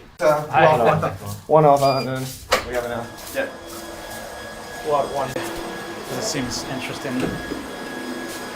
So this is one of our older ones. This is our older one because this one is not. It's basically assembled completely from like retail parts. Okay. Right. So this whole system is around when the time when ChatGPT came out, right? Yeah. So this is the time when everything you can get from AliExpress. Yeah. Like the case, right? So you bought all of this just on AliExpress? Yes, everything is from AliExpress. Everything from AliExpress. Cool. Like CPU, RAM. The part that's by far the hardest to get is the power supply. I saw you write about that in your blog. Right. What makes it difficult? Because now it's very hard to get high quality, high power server grade power supply. This like you need in order to support 4 A100, you need like 2000 watt power supply, and you need these kind of server grade redundant power supply, and there's just no demand in from retail customers for these kind of GPUs, so for these kind of power supplies. So supply is slow. Right, if you buy this case, mostly they come with something like a 800 watt power supply. Yeah. And we need 2000. So that's the hardest part, right? To source. Is this a redundant power supply? Yes, it's a redundant power supply. Okay, so it's got a failover. The CPU, what are you using for this? This is a Epic 7763. That you can get from AliExpress, no problem. Okay. If you need to. And then the port is from ASRock. Yeah. Yeah. ASRock board. ASRock rack. Yeah. So it's like the server line of ASRock. It does have like 7 PCIe slot. But then in order to, because we need want infinite band network. Yeah. So we have these cables like specially made to the they're custom made. The length we need. Okay. Right, we need it to be this long and to support the infinite band card. Is that that down there? Yeah, this is the like. So that's the infinite band card. Right. That's the 200. That's the HDR 200 GB card. Right. Card. Yeah. Is all of this stuff pretty high priority for the university at this point? Like on the, technology side, are they invested in the purchasing? I think the university is realizing how important it is, right? That's why we have this brainstorming session. Right. Yeah, I guess university will begin to buy more GPU and try to find some strategy to share with the whole staff members. Right. Yeah, it's a good sign. Cool. But it's just a start. Right. I think we would try to catch up quickly. Yeah. We try to catch up quickly. Very cool server room. It's impressive. Why they just happily provide you with their Weixin. And I'm not encouraging working 24/7, but like customer support in China, it is 24/7. Right. Not designed for Hong Kong. Not designed for Hong Kong. Right. They don't sell it anymore. So Hong Kong is a free trade port, I guess. Yep. Yeah. But China mainland is not? Except Hainan, right? Except Hainan. Yeah, Hainan. And some part of Shanghai also makes similar policy. And that just means no local tariffs, no import taxes? Yeah. Right. And relatively simple paperwork, I guess. Okay. Right. This is where we call the University Mall. Okay. It's where we hold our like a commencement. Cool. Yeah. The graduation ceremony here. Yeah. Wow, this is nice. Right? Yeah, Let's go. Wow, holy shit. So that's the science park of Hong Kong, and you actually see one of our unicorns. A little bit. Sense time. Time. What do they do? Facial recognition, previously. AI. I would say AI. Yeah, general AI. Yeah. But they kind of built their business on facial recognition. CCTV stuff. CCTV Chinese government is a big customer. Right. Do you feel like you guys are locked in at this point to NVIDIA because of CUDA? Like, I guess to rephrase it, is there a difference in what matters more to you? The power of the hardware or the power of CUDA? Because both are very good. So I would imagine if someone put in enough effort so that non-NVIDIA hardware runs just as well as NVIDIA hardware in PyTorch, and then the VOM and stuff, then would not be too hard for us to switch. But I guess that's harder to do than to say, right? Because someone has to put in the effort to make the models run smooth. There has to be a good reason to switch. That part is hard. Yeah. Only problem is if you switch to other devices, you will have a lot of bugs. Right. Some bugs you cannot fix. You Right. need the whole community to help you. So this is a very slow procedure. Definitely the CUDA and the NVIDIA is currently the best one you can choose. Right. After this discussion, Zihao parted ways, and Vinci brought us to one of his favorite tech spots in Hong Kong, the Golden Computer Center, and the outdoor tech flea market next to it. We actually have a whole separate video looking at some of these places.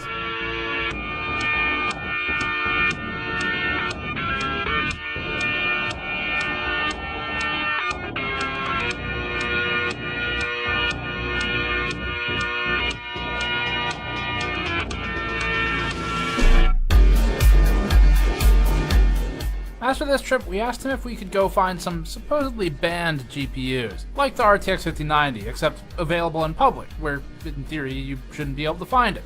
The hope was to find a shopkeeper with some ground-level knowledge, or consumer-level. Everyone wants Jensen's flavor. Do you still frequently go to the market? Not as often as before. Yeah.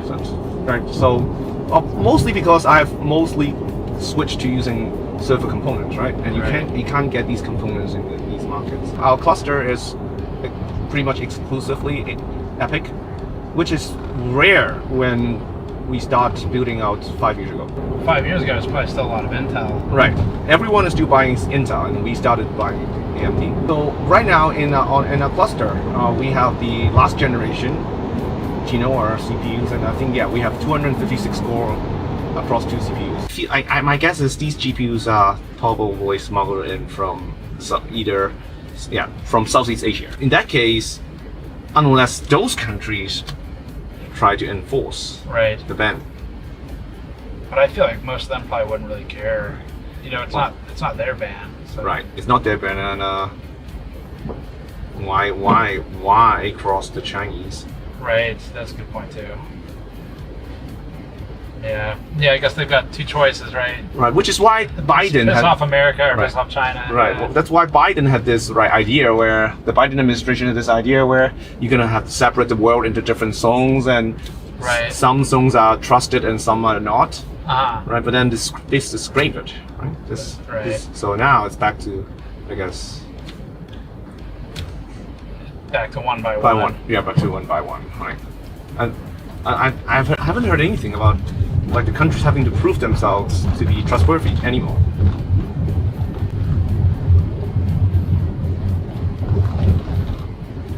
It must be frustrating for NVIDIA on some level, because I'm sure they would rather much that they can just sell whatever they want to China. If they come up with a product that is in high demand, that means it's useful for AI. And if it's useful for AI, the US government wants to ban it. Right.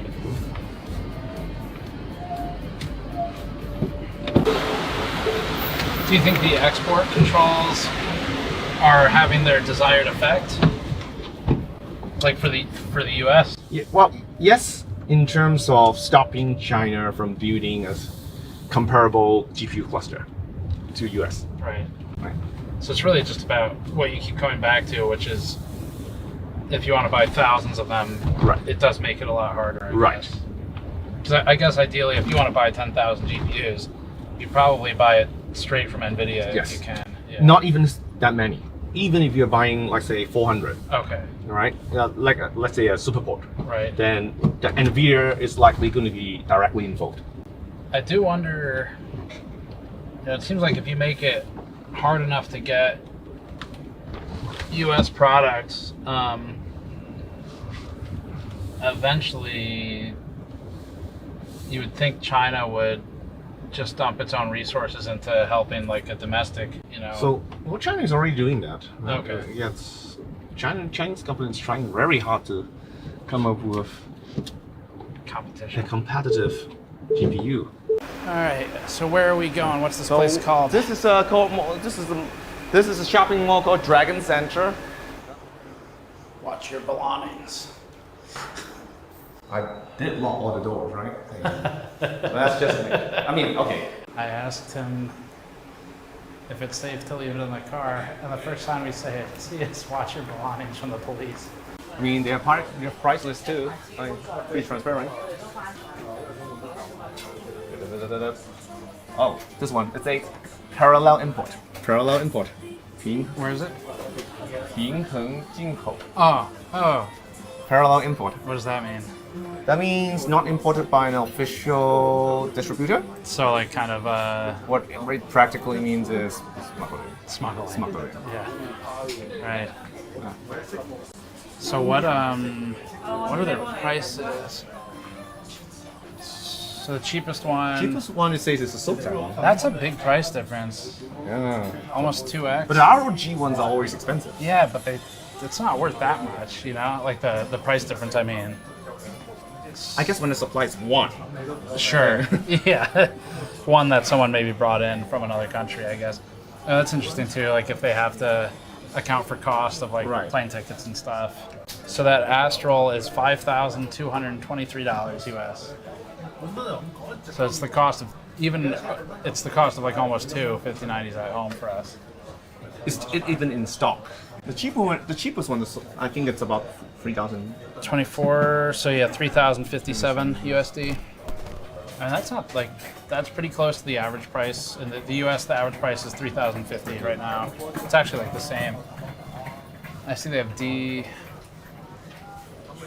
5080, I guess, is still okay. It's not banned, right? So. Yeah, but I think it's, if I remember correctly, the 5090D wasn't that expensive. So it's probably the price has gone up. Right. Yeah, because I mean it's like more expensive than the cheapest 5090. Yeah. Interesting. It's possible that it still comes with warranty. Like these ones probably have no warranty at all. But no, I mean 3 years Hong Kong warranty. I think what that means is that the store promised that they're gonna help you. Right. But I think these ones, the 5090D, they were imported back when it's legal. Right. So they still, I think they actually have official warranty. That's actually, yeah, that's a good point. I wonder if you bought one when it was legal, if you still get support. Yeah, I think that's the case. Yeah. At least that's the case with our data center GPUs. Okay, that makes sense. Oh, there's the D. The D is banned now. Yes.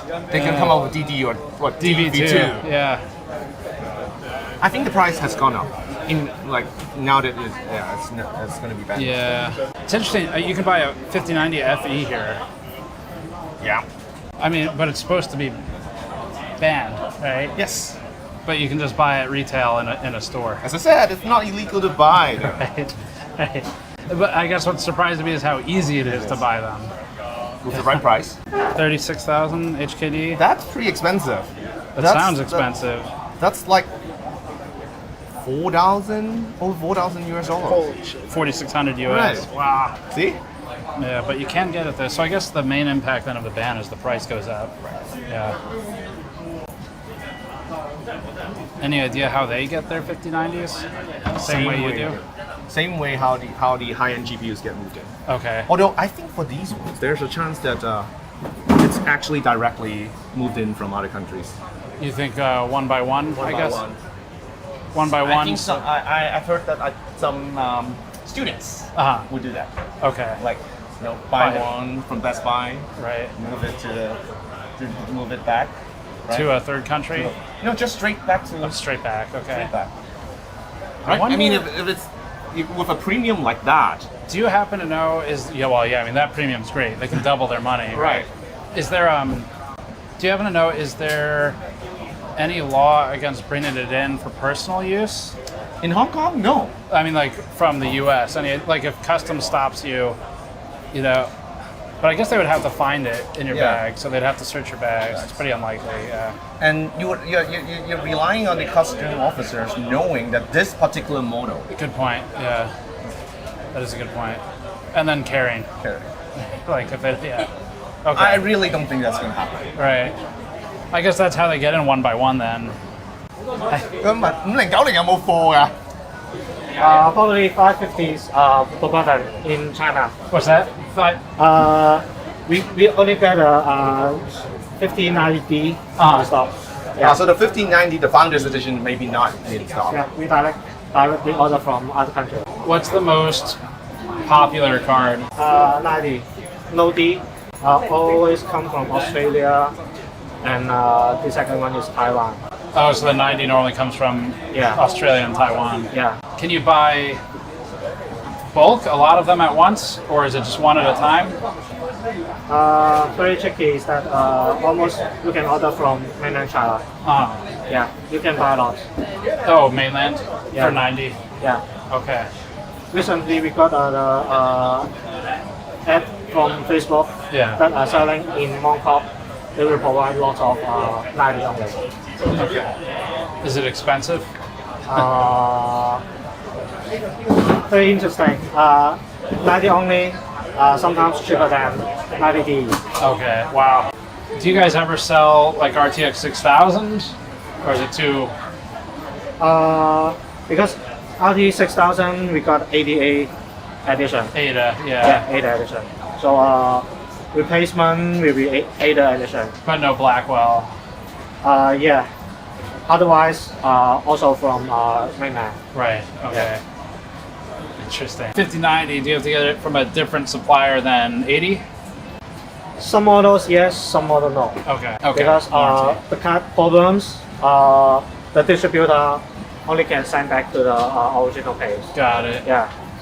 But local distributor, they can do DOA or RMA. Okay. Yeah, because the US problem, yeah, the like 4090 or 590. Right. If they got problems, they cannot get back to China region.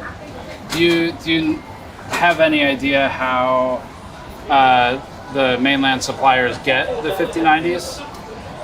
No idea. No idea. Yeah, because too much supplier. Yeah, they are doing trading. They can transfer the other regions product to Hong Kong. Okay. Yeah, so we have no idea what way they come, but we can know which region, like Right. Australia, Taiwan. Right. Because Taiwan get lots of stock. Yeah, in because like last generation like 4090. Yeah, the price raised very high. Yeah, but Taiwan think that in 50 generation they can make lots of profits. Right. Yeah, but it's not seems like what they thought.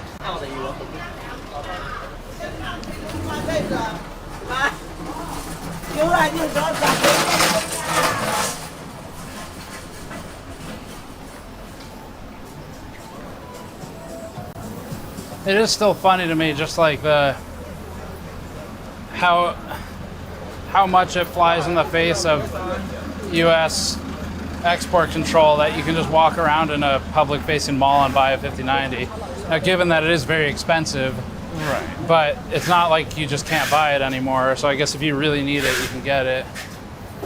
And I really don't think locals think much about buying the GPU, Right. these GPUs other than price, right? It's Right. expensive, but the fact that there's an export ban, I don't think crossed the mind of. They don't really consider it. Right. Yeah. With that, we wrapped our first full tour of Hong Kong. The city was impressive and filled with character and culture and GPUs, apparently, because one of our next stops sent a message the night we were planning to hitch a ferry to Shekou Port in Shenzhen. He told me they had just received a batch of GPUs to their Hong Kong warehouse and that they were en route to their Shenzhen facility and that we could buy a GPU as soon as tomorrow, as long as we wired him money immediately. That seems like the responsible thing to do, and because it's fully above board as a buyer, and because he also texted me a photo of an RTX Pro 6000, which was very intriguing since it's Blackwell, we decided the best way to learn about buying export-controlled GPUs in China would be to just do it. So far, all the contacts we spoke with were aware that some form of factory repurposing, theft from the line, QC reject repurposing, repair, and actual by-hand smuggling are involved. But none of them knew for sure how the GPUs actually move. To get closer to the source of the movement, we decided to wire those funds and get an address. You there? Steven. Yes. Is this Steven? Yeah, how's it going? Oh my god.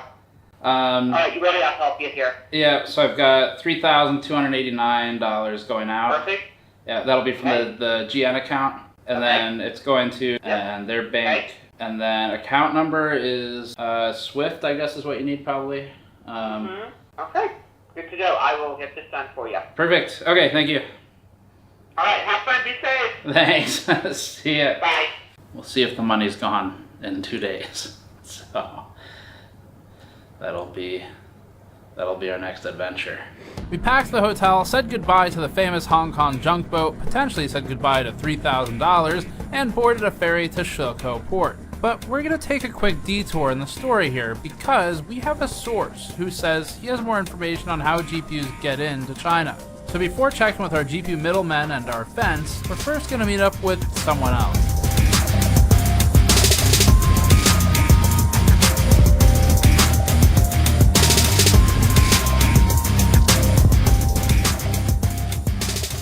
Next up, we took a couple-hour car ride to Huizhou to meet with a guy known as Mr. 5. Huizhou is a city with some serious grit.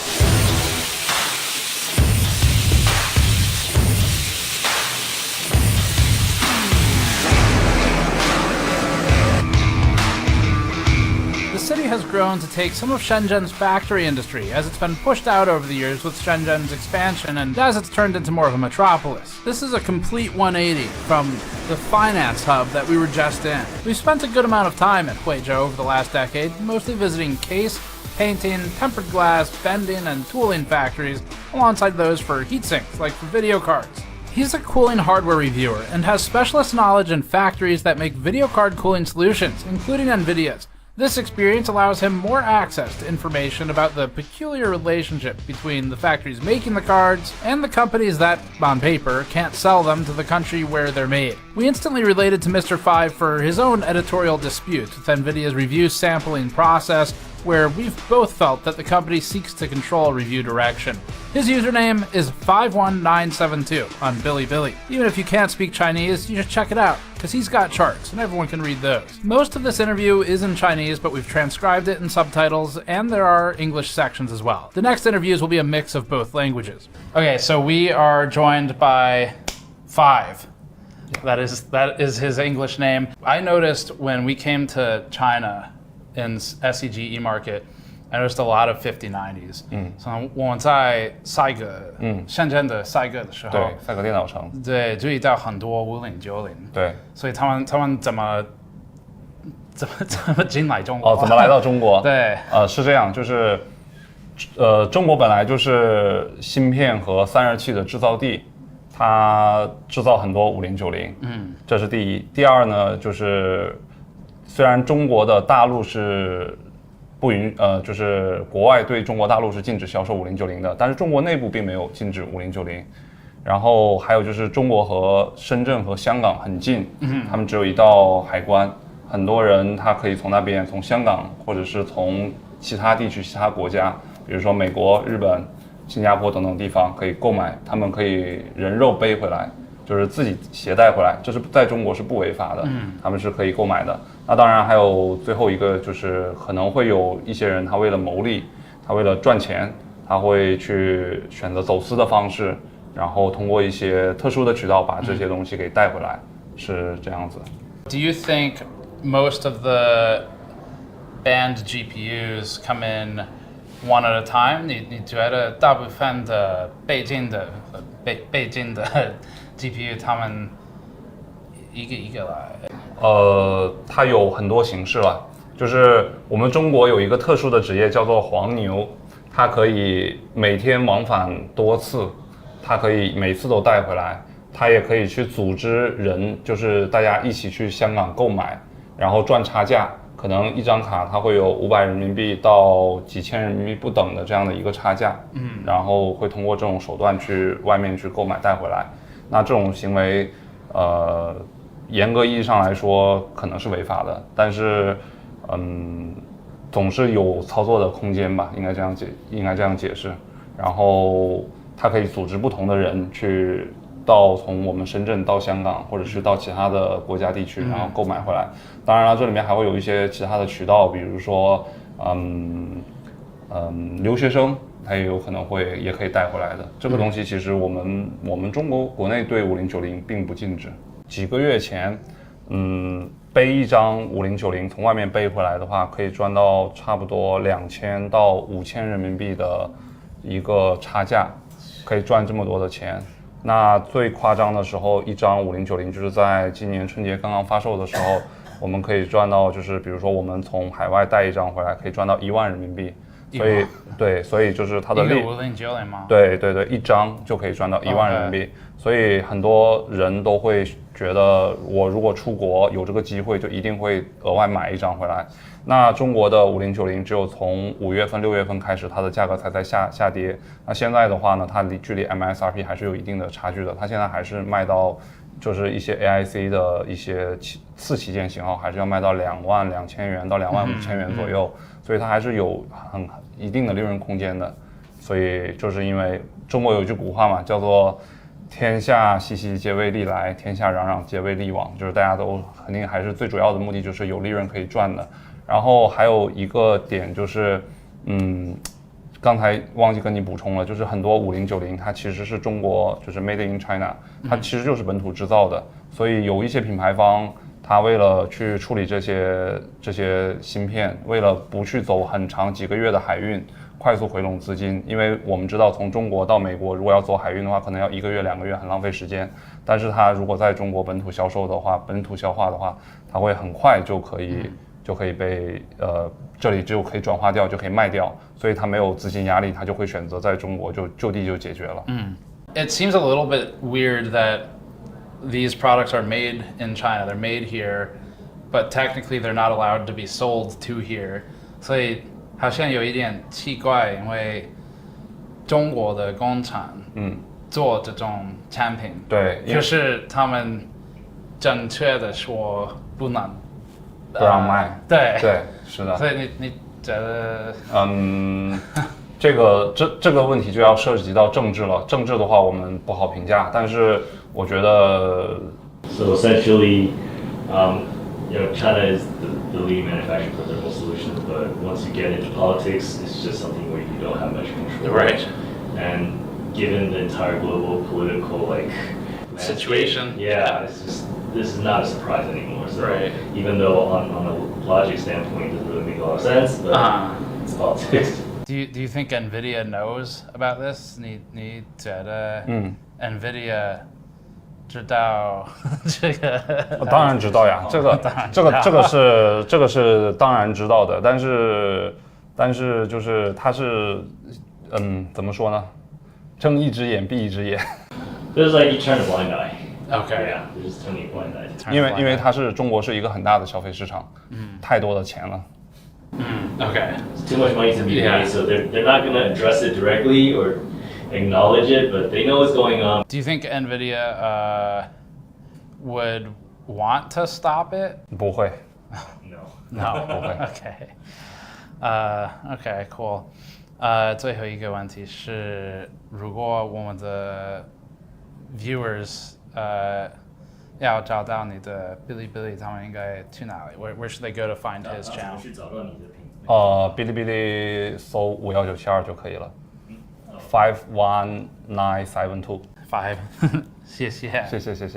This was an interesting conversation. First of all, I learned a new idiom. Secondly, we turned it into a t-shirt. So if you're liking this content so far, please take this brief intermission to head over to store.gamersnexus.net and grab our Blind Eye t-shirt to directly support this content if you like it. Long-form content is hard to do on YouTube, and we can do it because of your support. We try to make some pretty damn cool stuff to get you something useful in return as well. And if you're watching this sometime close to when we publish, we've still got the digital reward tiers available for our backer tiers for this project. We really want to produce more stuff like this, but from our point of view, we need to earn that. If you think we have, head over to store.gamersnexus.net and grab one of our new Blind Eye t-shirts, Black Market sticker packs, GPU VRAM glassware, or even our GPU Shredder t-shirt for the paper launch. Thanks to the intermission, let's get back to it. Up next, Shenzhen.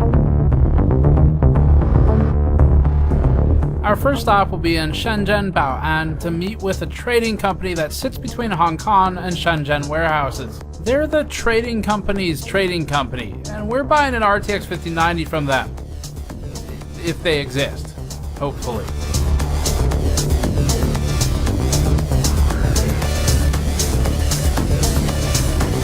Shenzhen was a fishing village just 40 years ago. Now, it's one of the most technologically advanced cities on Earth, and it's grown unbelievably fast. Shenzhen got growth from pushing farming and fishing out and bringing factories in. Now, it's even starting to push some of the factories into the outskirts. Shenzhen has some extreme cyberpunk vibes with its mix of technology and surveillance. It has packed tech markets in Huaqiangbei, including some of the weirdest computer parts we've ever seen in our prior visits. There are entire buildings dedicated only to small phone repair shops with their own kiosks. Another building dedicated to a mix of computer hardware, gaming, and miscellaneous components.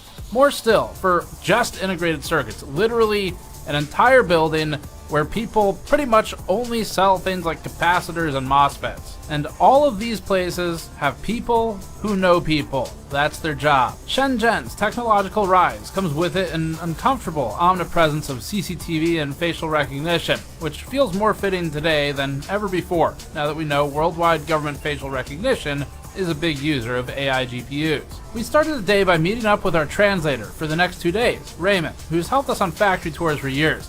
Because Uber doesn't work in China, since it uses the Google Maps API and Google is blocked by the firewall, Raymond was also our man with the locally compatible apps to get us places. This became especially important now that even cash is becoming less acceptable by some cafes and restaurants. Everyone's moved to paying with the WeChat app. With our ride booked, we're off to see if the wired funds turn into a GPU. 对吗？好，这个吗？对。 We're gonna go meet our GPU supplier.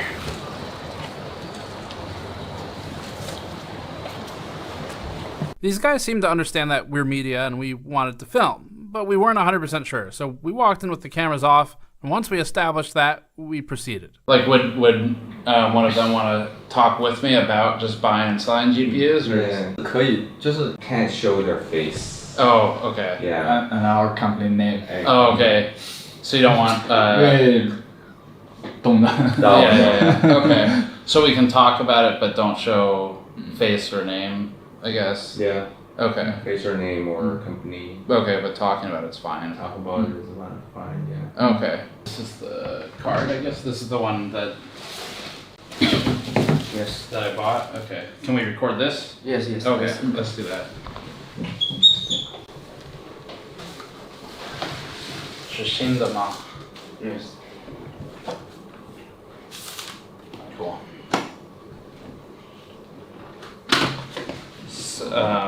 From the Hong Kong warehouse.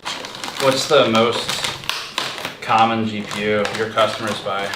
H800H200对 H800 然后 A800这种 然后5090D 然后5090DD 准备要出来，常见的型号就这里。已经有那个 Blackwell 吗？GB 对 GB 100 GB 200。听说过，GB 就是可是还没有吗？没有。Okay. How popular are like 5090, 5080 or 5090, 5090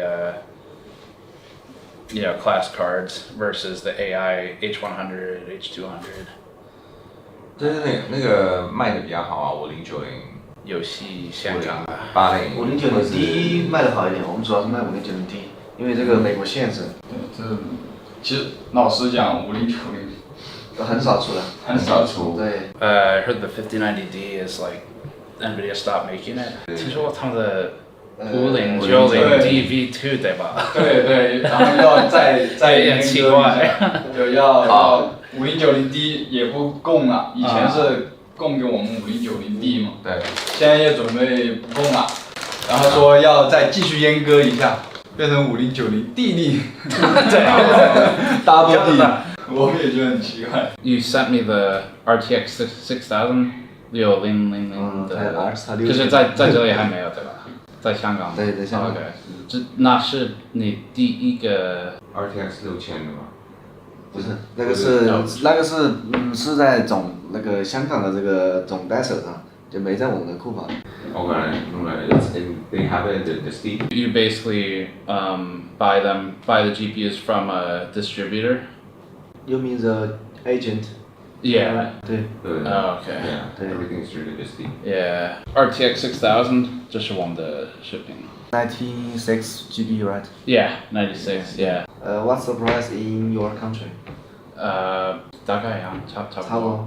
哦，差不多。 Yeah.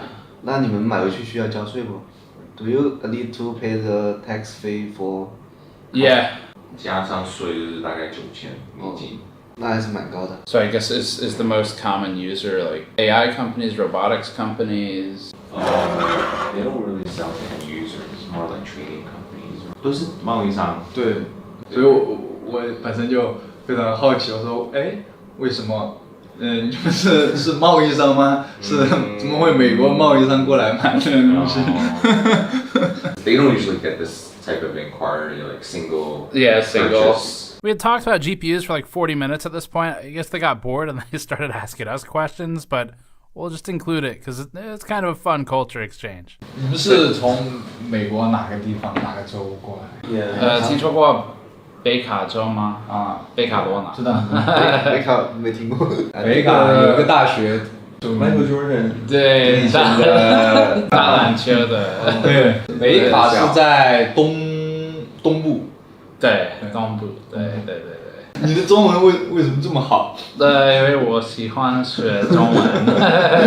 Does anyone buy AMD AI GPUs or AMD like 高 high end？ 很少 ，AMD 其实老实说 ，AMD 的显卡都很少有 MI 用。 二手的以前有出过，但是新的高端的很少。因为没有 CUDA 嘛。对，没有客户喜欢。CUDA 知道吗 ？CUDA C-U-D-A。对，因为 AMD 没有，所以。对。Intel 的更少。他有那个新的 B60 B60 Pro， 新的我们都没听说过，没有人要的吗？但它性能怎么样？它两个核心性能怎么样？它的 performance。看情况。中国卖过去了吗？没有那个限制，没有限制，没有。There's no restriction. Correct. Yeah， 没有北京的。但是我没用过。They said that NVIDIA sells them to distributors, I guess, and then they get distributed into here. Okay. Do you think NVIDIA knows about people buying and selling the banned GPUs in China? Like, are they aware of that? Do they try to stop it? 对，就是他是这样，可能就像睁一只眼闭一只眼，他知道是有卖，但是他明面上他会讲不要买。They know, but they're like, yeah, you guys can sell it, but we don't want to know about it. Yeah, we don't want to. Like 睁一只眼闭一只眼。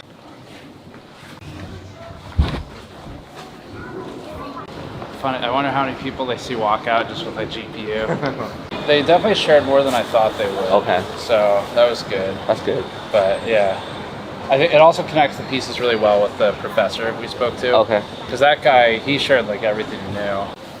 Yeah, I guess now we probably could just go basically back to Huaqiangbei is a little bit north of that. So our next stop is 10 minutes away from the hotel. Okay. It's a pretty far ride back. The next one is even more unknown. If they'll talk to us. Because you didn't buy anything from them. I didn't buy anything. And I didn't offer either. And I explained the whole situation. Just replied to every single message with okay. except for the address. He said, I'm not sure what to talk about, but I can try. Okay. Which is like maybe a good sign. I don't know. I'm not sure. Hard to judge, right? Until you see him. Yeah. So, we'll try that. I guess we can keep the camera out in the car, and then we'll just probably DD back. You wanna try it? Yeah, I'll try it. We're not 100% sure where we're going, but we'll get there. So I think our biggest takeaway is these GPUs are banned for sale into China, and I just walked into an office and bought one. So the efficacy of the ban is maybe questionable. This still tracks with what Dr. Vinci was telling us, which is that it appears to be the difficulty comes from buying lots and lots of them. But even the people we just bought this from, they're like, yeah, I mean, if you want more, just ask and we'll figure it out. So the whole concept of this is a thing you cannot own or purchase in China, it really just doesn't appear to be as strictly true or simple as we might otherwise think from the surface of an export control or a ban. You'd think you just can't get it. That's not the case. You can get it, and it's not even that much more expensive than what I would have paid in the US. In fact, their RTX 6000 Pros are the same price, actually cheaper after taxes in the US if you buy it here, and that's also export controlled. So that's our that was our adventure getting a GPU. Move on to the next one. The most important thing we learned here was where to go next. Just like the ants moving the GPUs piece by piece, we'll have to collect our information piece by piece. Recapping the parts of the hour-long conversation more efficiently and in one language, the company said that some cards have become more difficult to get, but they can still get them. And more expensive or not, it is the reason that their job exists. The fact that they texted me a photo of the brand new, at the time, RTX 6000 Pro Blackwell card, the very same one that we just bought for $8,500 in the US and that was hard to get at home, shows that this company and their distributor are resourceful. Their price is $8,600 US, which is actually cheaper when factoring in US taxes and shipping. So the ban isn't stopping them, and the 6000 Pro is a serious AI card with 96 gigabytes of memory. It's banned, and it is definitely in demand as well. This company isn't used to a single GPU sale like ours today. It mostly transacts with other trading companies in high volume. They interface with a Hong Kong distributor to bring the cards into Shenzhen, moving it across one more border, another ant in the chain. That meant they could connect us with their distributor, which would be familiar, we were told, with where we could find smugglers to talk to. But this company itself neither knew many smugglers directly, nor knew many end users, and that's okay, because each link in this chain will get us one ant closer to the information we need. So we took note of their information on the distributor and the smuggling side to use when we got back home. Seemed like a conversation to not start until after US Customs, and then they helped point us toward our next stop. Up next, Huaqiangbei.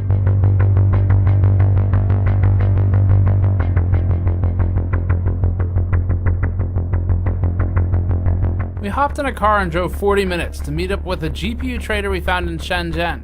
Huaqiangbei is home to the world-famous SEGE market, or SAICA, where we've found some of the strangest computer parts we've ever seen in past videos. Huaqiangbei has the highest concentration of technology and integrated circuits and electronics in the world, with a never-ending maze of multiple disconnected, multi-story malls specializing in all electronics. If your life depended on getting a complete product made in a single city block, Shenzhen Huaqiangbei is your best bet. Fortunately, this time we'll be with this guy. This is Vincent. His profile picture on a messaging app is Van Gogh, so he has a sense of humor. This guy wheels and deals with dozens of GPU trading companies near the bustling Huaqiangbei Plaza. He has a reputation around here for being the smooth talker. 帅哥的什么话？把他拍帅一点啊！去美国打个美国妞。我还没有这勇气做大波浪呢。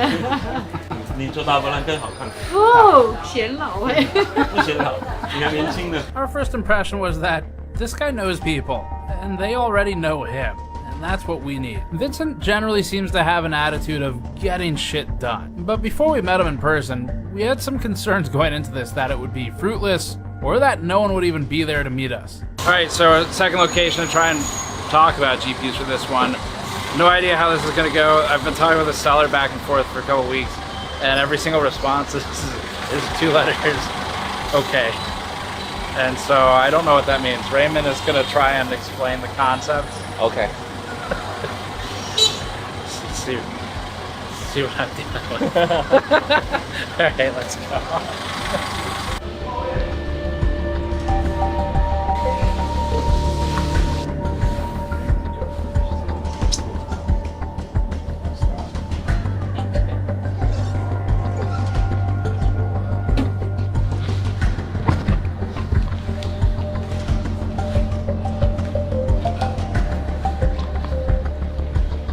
It looks like the right place is like a lot of tech companies. Yeah.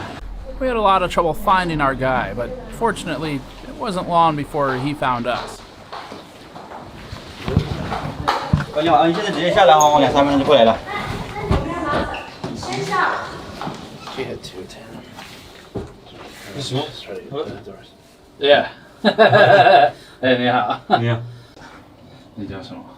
陈乐 Vincent。Vincent。Okay.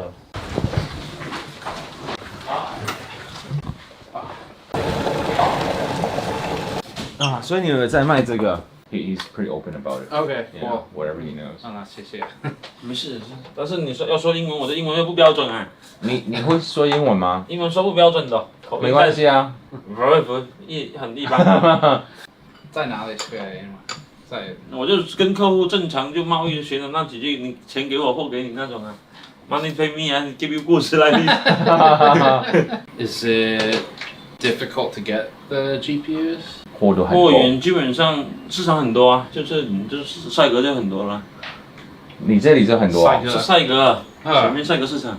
哦，赛格市场 ，OK。对。Feel like there's a lot of stuff inventory. At SCG. So does he like just buy and sell? Is he a trading company? I guess. Yeah, he's a trading company. Trading company. Yeah, 对，贸易公司对。So mostly from SCG. How do the GPUs normally get here? Like what's the process normally for them to actually? Because 因为这个 high-end GPU，high end 怎么说？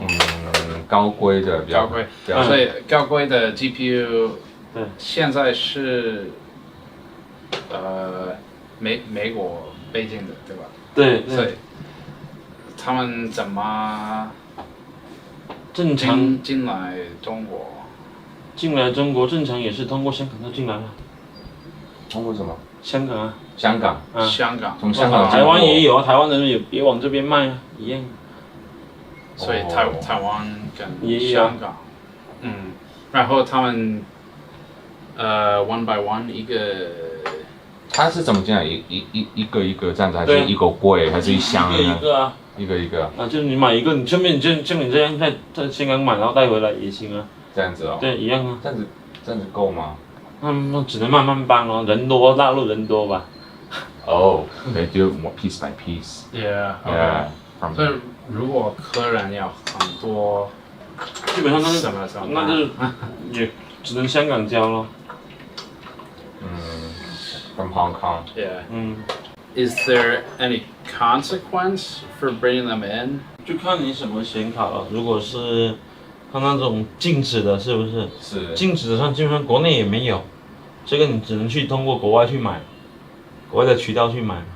但是说国内的基本上就5090啊这些通用的这些就有嘛。这些就工厂啊，他们都自己出货，那正常在销售的东西就是存在的。而且你说那些高端的什么服务器啊那一类，那你只能去国外买。OK。这国内也没有。Does China care? Does Hong Kong care? 会有一些罚款或是禁止令或是什么？中国政府在乎吗？不在乎。这个本来中国政府是跟中国政府没什么事的，是禁止是美国禁止嘛？是英伟达他们不能再往这边销售而已啊。So like in China, it's not like a real restriction, right? It's more from the U.S. side. Right. Yeah. So 5090是有禁止吗？是有禁止还是没有？我都忘记了。是禁止的。禁止，但是市场上确实是有啊。But yeah, everything he says you can buy from the shops. 等一下，你也可以去帅哥拍一下，就有帅哥就有啊。各自就是每个人个人的渠道我们就不知道了，但正常我们可能就从香港买一点啊，比较近嘛，就这样。Yeah, like he doesn't exactly know where, but like Hong Kong is like the most closest and most common. Yeah. It's easiest to bring it in. What's the normal like order amount? Like how many cards does a company normally buy? 平均买的卡通常是买几张？正常像我们就很小啊，我们可能1-2张而已。1-2张。1 or 2. Oh, wow. Single units. 最常要的是哪个 ？Like 比如说 A。没有，我们这边可能畅销的可能就4090，稍微还可以，其他的就像5090太贵了，没人要。拿到货所有的都是北京的。这些就基本上4090就是比较常见的嘛，像 B100、200这些都没见过的。就是没有H20啊这些都看不到，没见过的。正常就是4090、5090这种就正常，就是这种游戏卡就基本上能看到。就其实它可能就是A100的那个减版，就是有些功能被它减了嘛。是。就是像我们汽车一样，本身你那个就说本田一样，在美国就怕卖3.5升，到中国就卖2升嘛。这个道理。排量那个，它这种东西的话是政策问题，所以我们做生意的也没办法去讨论这个政策问题，是吧？他们怎么那些什么原因呢？我们也不清楚，那只能说，对于我们来说就简单，那市场贸易就是有货有什么货可以卖我们就卖什么，不能卖我们也没货。这是你自己的公司吗？对。OK。所以你多久做哪种工作？你做这个工作多久？做这个工作就10来年了吧。听得懂我的不好的中文吗？没事，10来年了吧。18年。10多年。10多年。10多年。OK。你应该就是好喝。它简单，北卡我知道，好像是北卡有个大学很出名，出很多球星是吧？知道你看篮球。Michael Jordan。北卡好像。Does he need to make any trips to SEG to buy stuff that we could potentially go with him for? You know what I mean? Like if he has any need to go to Saigo to buy stuff, would he be interested in us following him to accompany him? Yeah. If you could find a soft way to present that, I guess. 可以啊，可以啊，你go with them. 我们带你市场逛逛，这个很简单。Oh, okay. Okay, I guess if we see like some of his favorite spots or spots he thinks are the most interesting. Yeah. Yeah. Okay, cool. Yeah, that would be cool. OK. 可以啊，感谢。那我们过去啊。Is it walking distance, do you know? Yeah. Oh, is it really?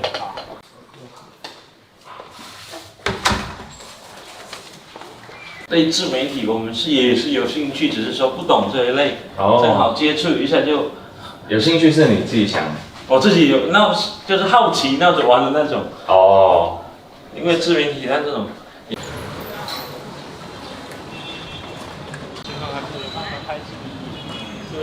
Vincent led us over to various large wholesale and consumer retail markets. His office is about 10 minutes away from SEG E-Market, which is his daily haunt. There's one peculiar detail in all of this. Vincent has customers both in and outside of China, but his foreign customer base is relatively high. He mostly deals in RTX 4090s, which seems to be a trend, as you'll see with our smuggler contact at the end of this.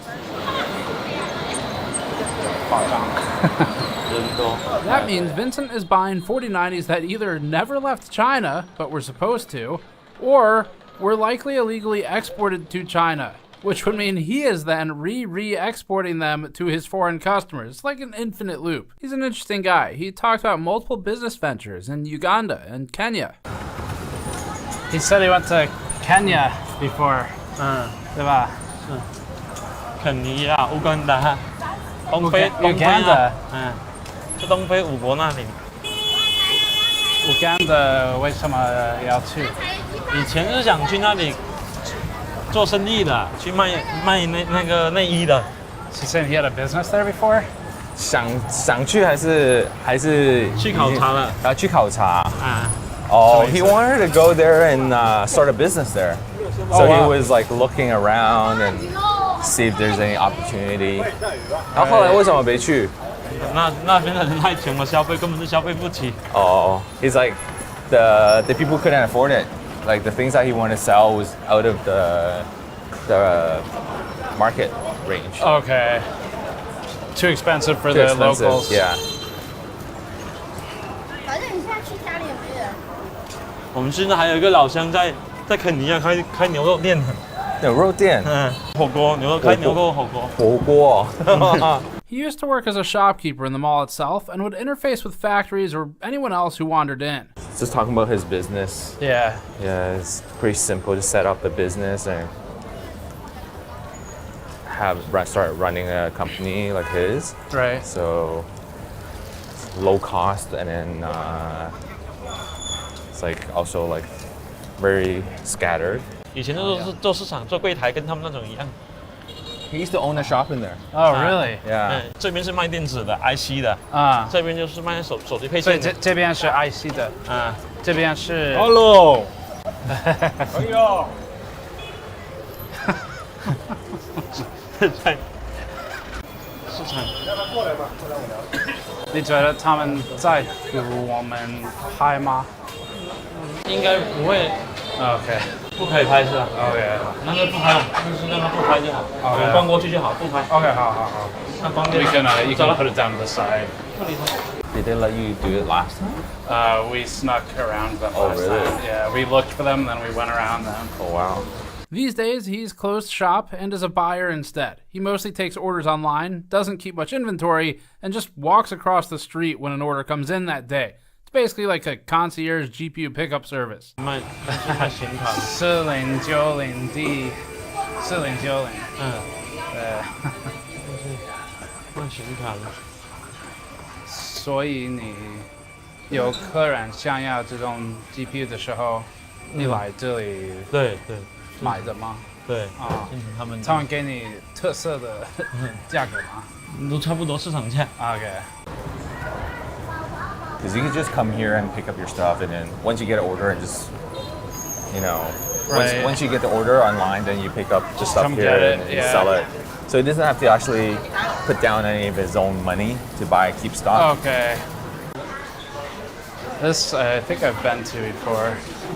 这是帅哥嘛，卖笔记本啊，卖电脑啊，这门是。另外一层就是显卡 Guard, camera down. 所以你在这里有最喜欢的商店吗？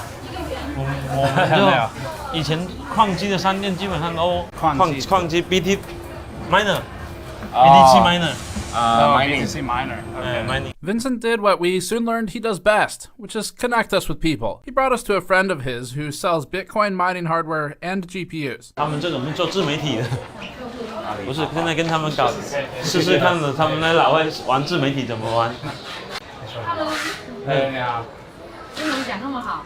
没有啊。你有5090吗？5090有吗？就是好奇经常多少钱？This is where we learned the relationship. She thought he was bringing us here as customers, so she didn't want to share his cost with us. She said it's up to him to tell us what the price is, and then she'll tell him the cost. 我等一下我发给他。你直接跟他说是没事的。我看一下帅哥的。Okay. Yeah, A1000. What? A1000. 现货多少钱？ Where's that?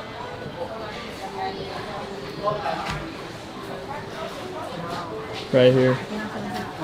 Hello，微星19800。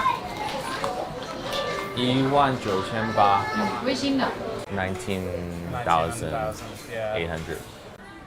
That's not bad, honestly. Like that's pretty close to U.S. pricing. 2,600. The average price for a 5090 right now in the U.S. is $3,054. It's actually like cheaper than average. But That's what the other guy was saying, right? Like the prices is like so similar. 谢谢。所以跟老外搞一下自媒体，看能不能宣传一下，帮你宣传一下，把美女拍漂亮一点。国外的是吗？啊，拍漂亮一点。帅哥的什么花？上件叫什么名字？我看不懂中文字。音创。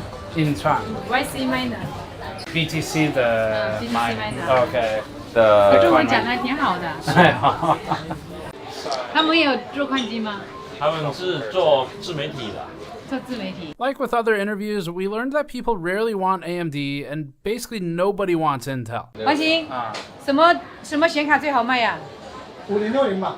AMD 呢？他们的话，想一下， Intel 嘛，Intel。680占比不大。把它拍帅一点啊！去美国打个美国妞。好，谢谢。谢谢。 Is she one of his suppliers? Do you know? She's like he does what he does. They're very similar. Oh, okay.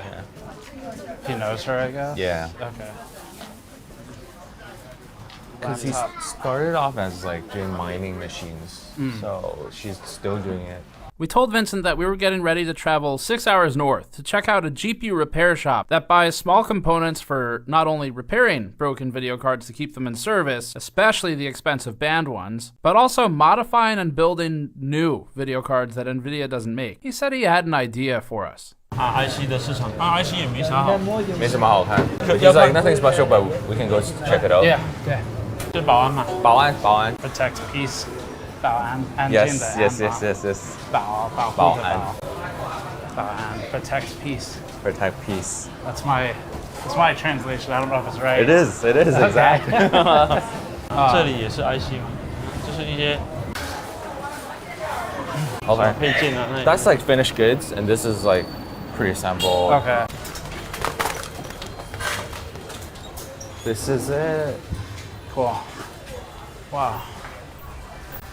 I don't know what I'm looking at. The ceiling just says New Asian.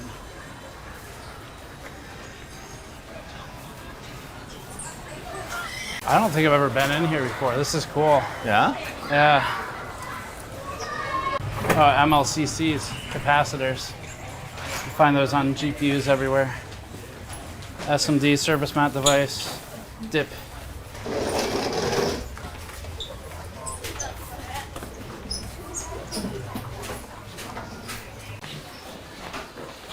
Wow.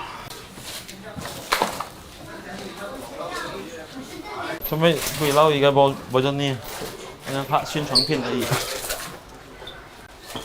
是坐，没事的。你是他的客人吗？我堂弟。你好，你在这里卖什么？做这个IC 吗？哎，IC 哪种？大部分都有。OK， cool。啊，你中文说的这么好。哎呀，谢谢。在这里工作多久了？在这里？对，在这里有10多年了。Okay, cool. 在这个地方。So he's their relatives? Yeah. Okay, cool. 堂弟 is one kind of relative. Okay. 这堂弟是你爸爸那边的。我爷爷的爸爸的兄弟。你爷爷的爸爸的兄弟。对。No, they start selling on like across different platforms. Like so, it's more like e-commerce. Okay. Do they sell on Alibaba also? 也不是。所以都有阿里巴巴、都有淘宝、淘宝、速卖通，要不要试一下？我不抽烟。你抽。但真正的说采购是工厂。工厂。加工厂也有啊，代工厂也有。所以你的客人就是不会那么散，就是你如果是工厂跟你下单的话。我的客人是比较散。别散。哎，我的客人比较散，因为我什么课都有。因为你是在各平台，像这些都是集中一个地方给他们采购的。啊，明白吗？感觉好像不是很明白的样子。我这里是集中这个地方给他们去。这市场啊，这市场。哎，兄弟。谢谢。You know, 兄弟 means. No. Brother. It's like brother. Yeah. 兄弟。兄弟。而且咪嘅比卡嘅。This is like a central place for a lot of factories to come buy stuff. Okay. So, like, you know, all the vendor suppliers are here, so they just come here and grab this from this guy, grab this from this other store. 工厂啊，主要是工厂。工厂 factories. 然后零售、维修啊。Repair shops. 维修的。工厂的，比如说 SMT 的吗 ？SMT 知道吗 ？SMT。SMT 唔是啦嚇，速成做啫咩？做咩㗎？貼上清喎。哦，貼上清，貼片廠。我 try。Yeah, everything is sold online. Yeah. 所以你会过来看一下。对，但是对啊，就是网络下单为什么要过来这边呢？那你肯定要过来看一下。你看一下你。这是有没有这间店那样子吗？嗯，实体店啊，或者说你这个环境怎么样？哦。都佢唔知。所以他问我主要做什么，我什么都有，什么都有接触，明白这意思吗？所以我不是说主要做一个品牌一个东西，我知道，就是因为它 IC 这种还是太多杂了，太多了。你喜欢你的工作吗？我喜欢我的工作吗？这是我肯定喜欢。放心啊，中国人90%以上都喜欢，我估计98以上都是喜欢他的工作，只要他能为他挣钱了。对，有挣钱就喜欢，赚钱就喜欢，不赚钱就不喜欢。不赚钱就换掉嘛，就是不赚钱太累。What's he saying? So as long as they make money, they will like it. If they don't make money, then听得懂 look for something else. 所以呢，中国人的思想跟外国的思想完全不一样。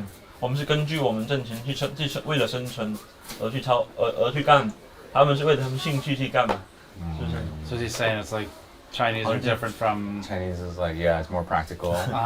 中国太累了，真太累了。 Vincent's cousin connected a missing link for us. People like him selling FETs, inductors, capacitors, resistors, MLCCs, and so on for repair shops can help to supply the parts needed for upfit or modifications. For GPUs, someone doing this kind of work but specializing in video cards might source additional VRAM, for example. He told us about how 5090s are easy to get because the local factories supply them, matching Mr. Five's comments earlier. Some of the sellers here told us that they're capable of sourcing devices like A800s or even A100s. They just didn't have them on site. They have them in a more secure spot. That's because there's a separate area for the warehousing. Unfortunately, we learned where they are from our new friends in SEG. Like every other link in this chain, we're getting closer to understanding the full story with each person who pours some tea for us.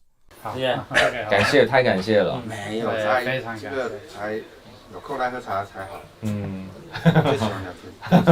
Why do you say cool? He likes chatting or hanging out. 对，因为跟不同文化的人交流一下，可以接触到不同的那个，就像一些文化方面的交流。He was like they enjoy chatting with like different types of people, like just to learn from different culture. And they really enjoy that. So we agree, but it was time to head back because tomorrow we had a morning to kill.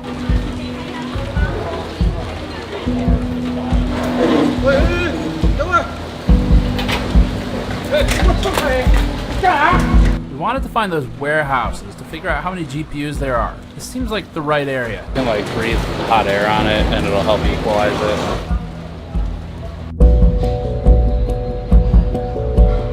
We only had a couple hours before our high-speed rail appointment.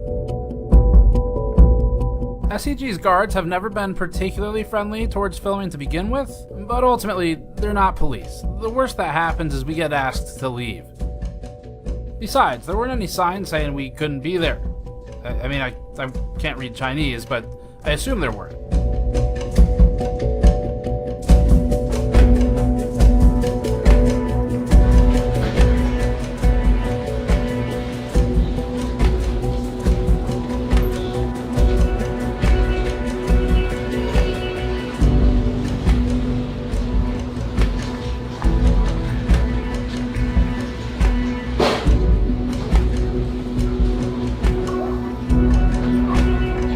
Freight elevator looks promising for the warehouses. Yeah.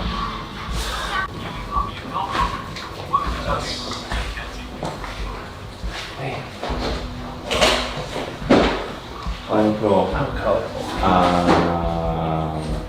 Distributor.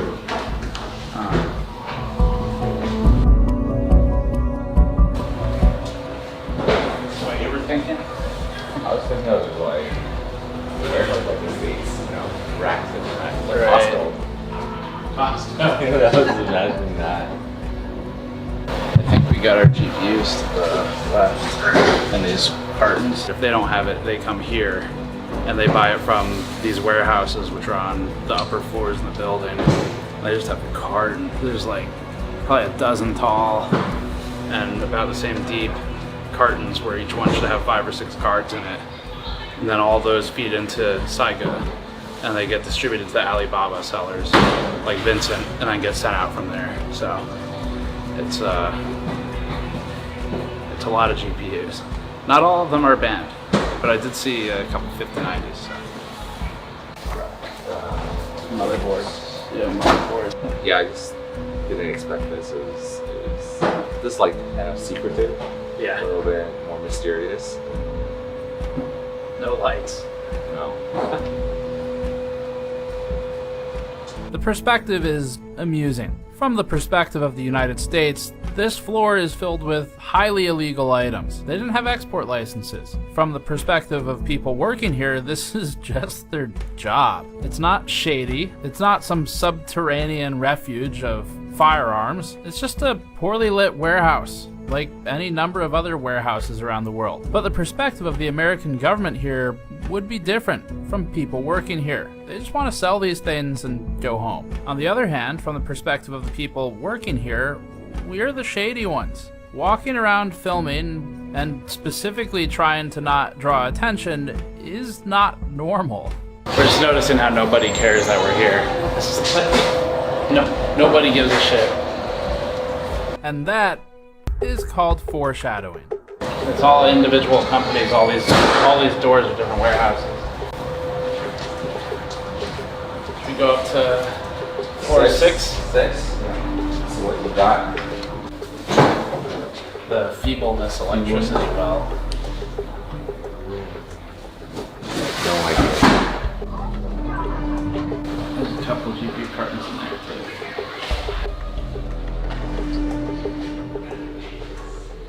It was around here that we were asked to stop recording, so we didn't capture what they said, but it was "Ganshama, what are you doing?" Raymond smooth talked our way out of it. We gave our buhauises, and we called it the successful shoot. What did they say?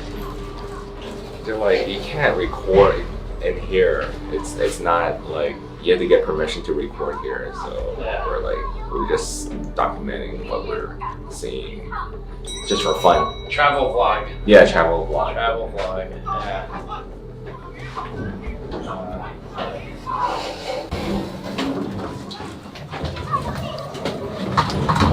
Yeah. Great.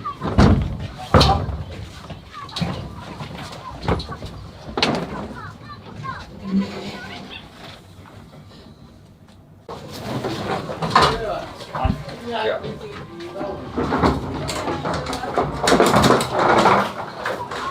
Raymond, we got kicked out. Yes, we did. You did your best to smooth talk them. Yeah, we just told them that we're just documenting the vlog and walking around.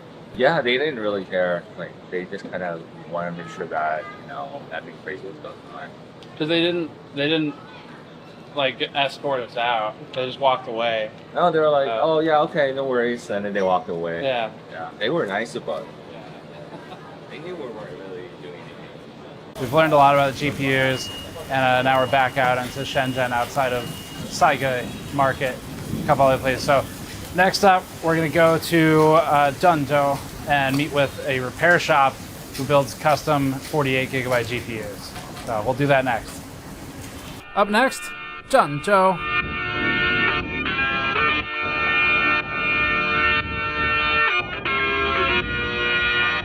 We regrouped with Raymond and left Shenzhen, and we headed to the biggest train station any of us had ever been in, Shenzhen Bay, which is a high-speed rail station. For the journey ahead, we had a 5-hour, 50-minute, extremely comfortable high-speed rail ride up to Zhengzhou.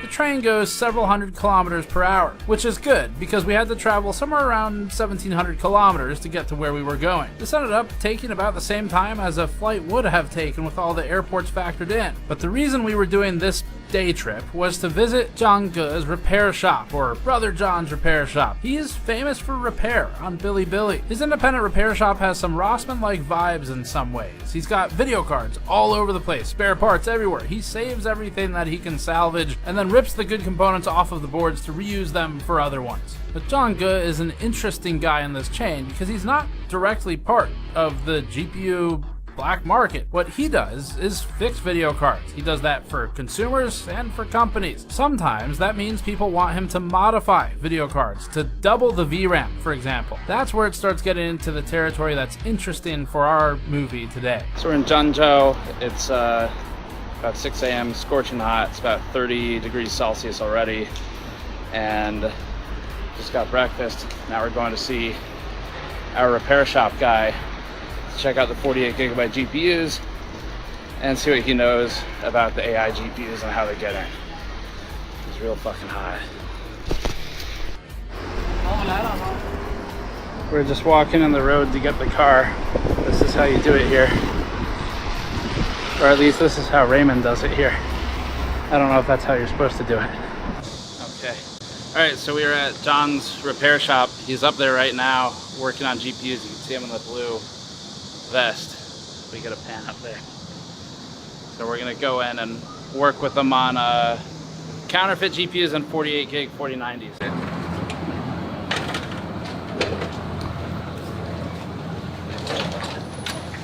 Hey, 你好。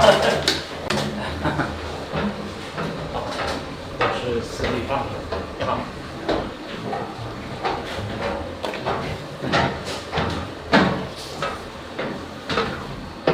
这是 Tan 啊，你好，你好。这是 Raymond。你好，你好。翻译的。好。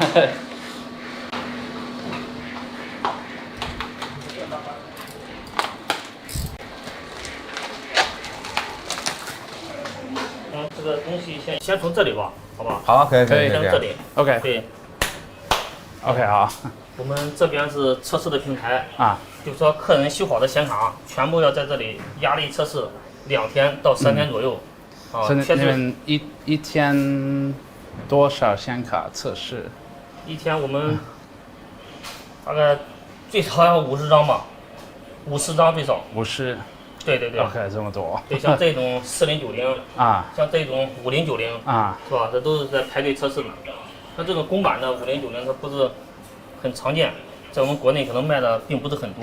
Need help with that. Okay, so 所以会常见，这个5090会常见吗？很常见，但是坏的并不是很多。FE 的嘛。FE。嗯，对，坏的并不是很多。Okay, so there's in a way there's some 5090s, but then because there's not that many, then there's not that many to repair. Okay, got it. Cool. 像这里下面这都是要测试的显卡，就是我们修好以后的。所以大部分的都是 NVIDIA 的吗？NVIDIA 吗？大部分是，但是有 AMD 的还有。OK。都有，一般都是69、68、79，还有6700。对，旧的显卡。Okay. 对，都是已经大部分都过保了嘛。So the older cards. Yeah, just like past warranty AMD cards. Yeah. Intel 吗？Intel 的显卡是吧？Intel 的显卡的。Intel 显卡没有啊。没有。OK。本来就少，所以说你无法维修。Okay, so even if there's not many like the Intel cards, and then if they want to repair it, they're unable to repair because they don't have the information or the experience in dealing with that. Okay, so there's not really any info for the Intel ones. Not any okay. Info, yeah. Nice. These are all finished, repaired, ready to go. Yeah. So they have all this here, and they're gonna weigh it. Wow. And then have everything packed and ready to go. Cool. Are most of the cards that come in local to Zhengzhou, or are they from like all over China?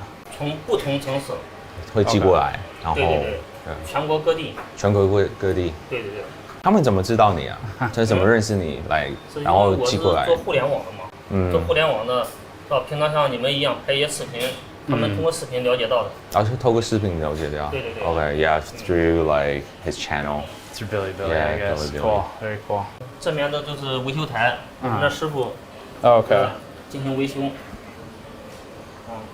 像这里电脑都准备好，测试修好的显卡。然后。This is cool. This is a schematic, I guess. 对对。有可能只坏一个电阻，可能耗你几天的时间。Oh, really? Yeah, if it's like short circuit or it's like missing circuit. Are these? It takes them a while. Is it hard to find the schematics, the drawings, I guess you'd say, but.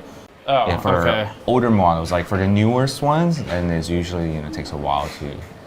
4E2. Is that what it is? Yeah, schematic. Okay. Do they ever do GPU swap? 比如说 GPU 坏的，拆掉。对，可以。再找个好的装上去。在另外一个卡。放的。可以的。听得到吗 ？Okay. 比这个简单多了，这个。Really? That's the easy part. Oh, really? Okay. It's a lot easier than doing this. Okay, so this is actually one of their main fixes. Swapping the the GPU. GPU. Cool. That's what happens Okay, cool. after a long time usage.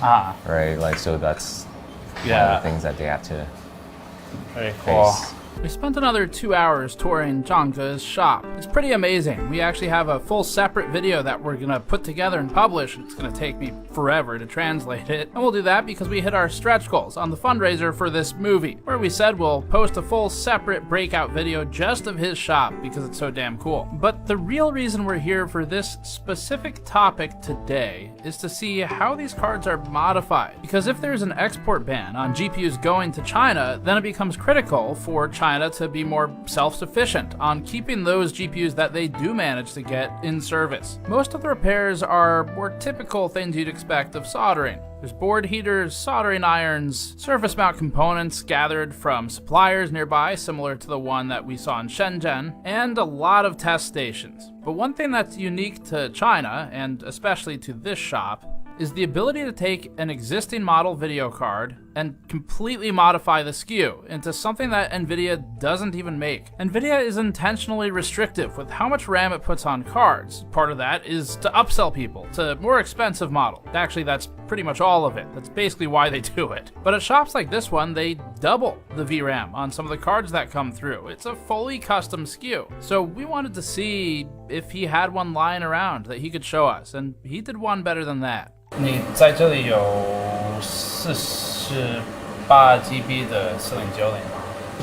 我们可以现做。 They can make one right now. Okay. 对，我们可以现做的。Okay. Did you want me to make one? If he feels like it, if it's not too inconvenient.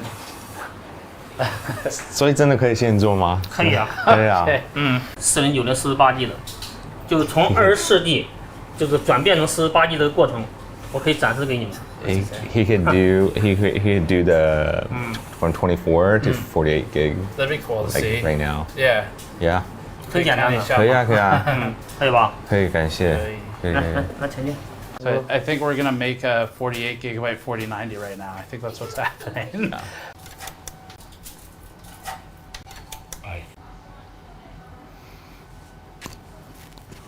好，这是我们点开这个 GPU 杠 Z。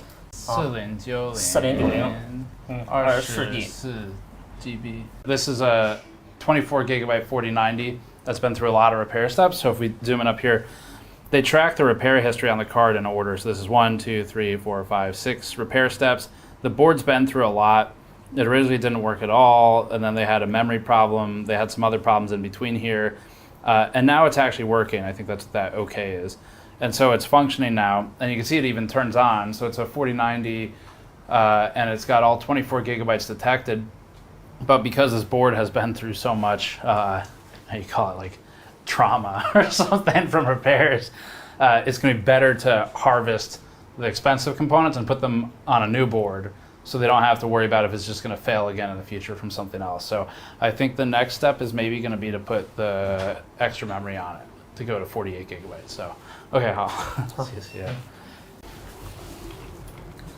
我简单给它跑一下测试。Okay. It's gonna run a quick test. Yeah, for Mark. 440瓦。对对。已经到了450瓦。What's like the success rate of the swap for him? 那你换掉的时候，那个几率高吗？就是那个成功率。 成功率能占到99%。哦 ，OK， 哇。对，但是就怕那个1%。Okay, yeah, there's still like a 1% chance. That's really good though. I mean, yeah, that's impressive. 好，这时候我关掉吧。Cool. 关掉以后，咱们就把它拆掉。你所有这些的维修自己学的吗？自己？对，自学的。哦 ，cool，OK。无论有没有修好的显卡，都要找这个东西装起来。OK。 Protect it. 这个是因为防止有静电。哦，对。对，防止有静电。To protect from static. 对。Oh, ESD. Okay. So it's protecting it from static electricity with the cover on the PCIe slot. And now we're gonna go into the lab. So this is the repair lab with stacks upon stacks of GPUs. They test about 50 a day here. Because NVIDIA doesn't make a 48 gig 4090, the repair shop has to source its own PCB. It needs something that has enough pads for all the memory modules they're adding to it. They work with a third-party supplier that builds a PCB, uses an SMT line to place all the VRM components, and has the extra wiring, circuitry, and pads to support 48 gigabytes of memory. That's what you're looking at here. It's a custom board just for this. Cool. 这个就是18G 的 PCB。这拿着这个就拆一下吧。 So I think they're gonna disassemble it now. They're just showing us the PCB. It's made custom. He said you just buy it from shops. They all have it, and he was saying they're very common here. So first is disassembly. Just gonna take apart the old card. So what did he say? Sometimes people buy like 10 or 20 at a time or something? He gets a 10 or 20 orders at a time. And then that was like numbers or model. Yeah, for AI. Yeah. Running like language, running models or whatever they're doing. Does NVIDIA care? Yeah, does he think NVIDIA cares that people? Because this isn't an official SKU. Right. Not that he should do. You know, he has no reason to care. But yeah. 那个原厂啊 ，NVIDIA 他们啊，就是他但是也不会说，哎，你们不要这样子啊，应该不会吧？应该不会，应该不会。 They can't do anything anyway. And it's aftermarket. Yeah. It's kind of like sweeping up your car. Right. Sometimes NVIDIA blocks stuff. Okay. Like they'll do something in the firmware, the BIOS, to specifically try and like block a modification. How long does this step normally take? 这个常常需要大概多久啊？5分钟。对，5分钟就可以做了。比较快。So you're going to heat it up right now to 260 degrees Celsius. This is really similar to what we saw with EVGA. And just blasting the GPU with heat. Takes about 5 minutes, and then he'll be able to pull the steaming GPU off. All right, so now he's pulling the GPU. It's going to happen really fast. He puts it on just a metal stand.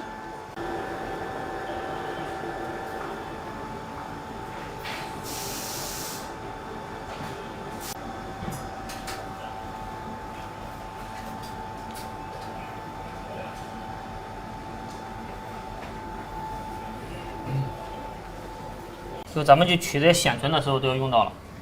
So memory. So now they're using a board heater.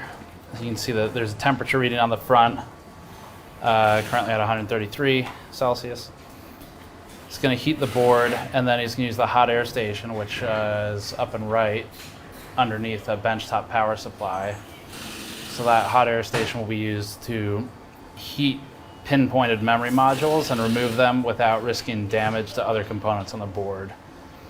And so this is what Louis Rossmann was talking about in our video about tariffs previously, the thing he sells, similar. So they keep the original memory modules, so he's going to pull these and keep them. And then they also have new modules they bought, sounds like just from Taobao basically, it's a retailer here. And they're going to add those to the board. So they can double the memory capacity.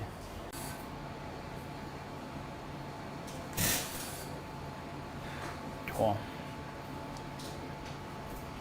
它很快，比较快的。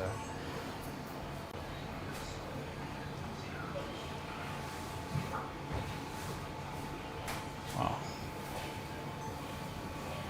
So the board heater's at 320 degrees, and the hot air station's at 396 degrees Celsius. 好了，这第一道工序就完成了。完成。接下来我们就把这显存核心给重做一下，放新的球。This part is done. Okay. So right now they have this template for the solder balls. So this guy is currently, he's cleaning it, looks like with mostly rubbing alcohol. That's a cool dispenser.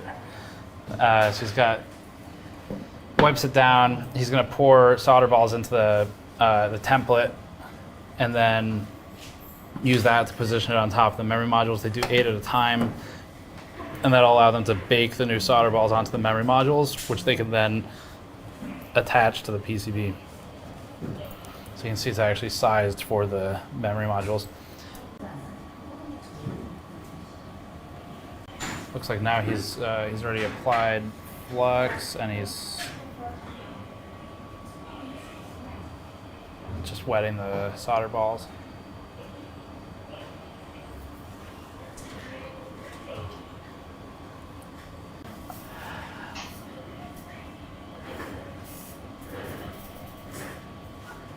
Okay, so now he's using a wick. So this is a solder wick. It's just a piece of copper that basically pulls off the excess solder, so he's running that over the surface. What do 48 gigabyte cards normally cost? Like, what do they normally sell for? 如果是48 GB 的卡，通常卖多少？这样子？应该是2万多人民币。2万多。2万多人民币。20,000 plus. 2,800 US. That's not bad actually.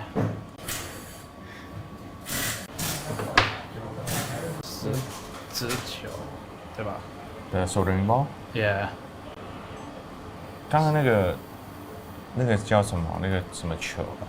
这是细球。细球。细球。对，它这个其实也叫漏网，就把它球漏到刚才咱们拖的那个上面。Okay.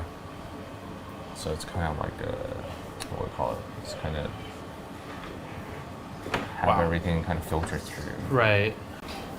现在还是有一点温度吗？还是后面才加？后面再加热，你看它没有？ Okay. 后面还没有通电呢。Okay. So they're gonna add the heat now, right? That's what he said. 现在这个就是加热了。对，这个加热。是要多少温度？温度是多少？温度的话，一般调个100多度，不能太高。Okay. 对。Oh, okay. Because he needs to do another one, right? Yeah, he's gonna do another one. Okay. Because he could only do 8 at a time based right. on his okay. tool. Yeah.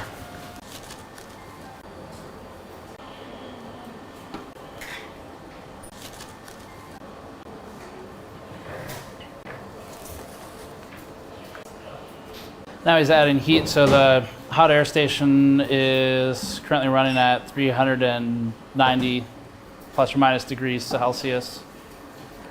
He's directly applying heat to the surface, to where the solder balls are, and then he's got the memory modules themselves heated from underneath by a hot plate. So the hot plate's plugged in, that's running at 195 degrees Celsius, and now he's just holding it down while he presses it into the hot plate.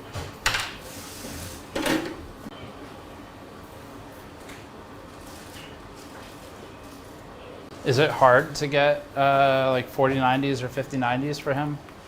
4090跟5090，你取的这些卡好不好取得？好不好买？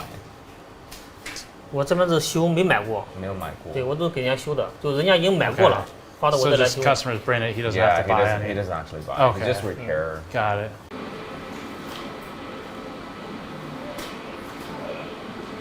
It's just so crazy to me how like there's a couple shops in the U.S.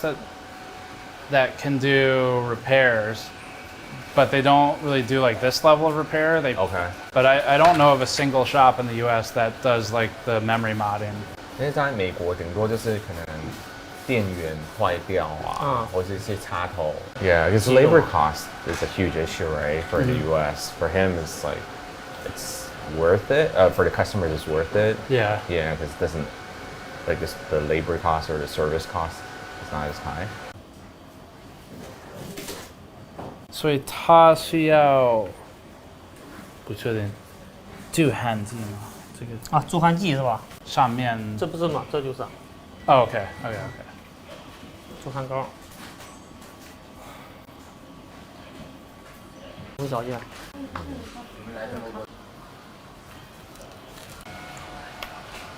So next stage, at this point, they've reballed all of the memory and the GPU, and now he's cleaning the surface of it to prep it to mount to a new PCB. We saw the new PCB earlier where it's a brand new custom PCB they just ordered from Taobao, which is the retailer. It's adding flux now. Louis Rossmann says you can never have enough flux. And so that's going to help it when he melts the solder to apply it to the board. Another custom, so there's a custom template, just like for the memory. He's going to apply that to the surface. And now he's got a tray to catch the excess. And he's going to just, yes, basically like sifting for gold or something in sand. So he's sifting it. Wipe off the extra. And then carefully remove the template while leaving them all in place. And they should be held in place by the flux. So this is a jig to hold the GPU in place. I guess the question is that to protect the GPU from the heat? 日板中间那一片那个铁的那个板子啊，是用来保护那个核心的是。对对，要不然的话，晶体都挨着那个。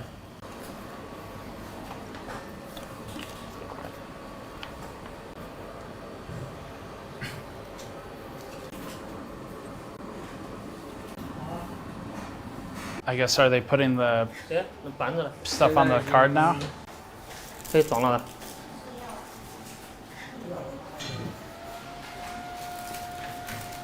This is a new one.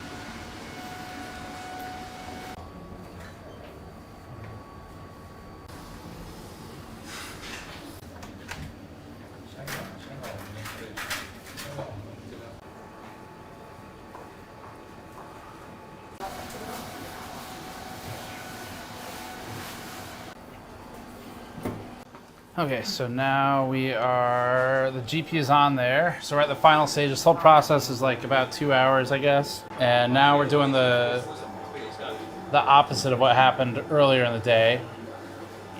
So now instead of removing the GPU, he's adding the GPU. So he's very carefully positioning the GPU to precisely align the BGA with the solder balls.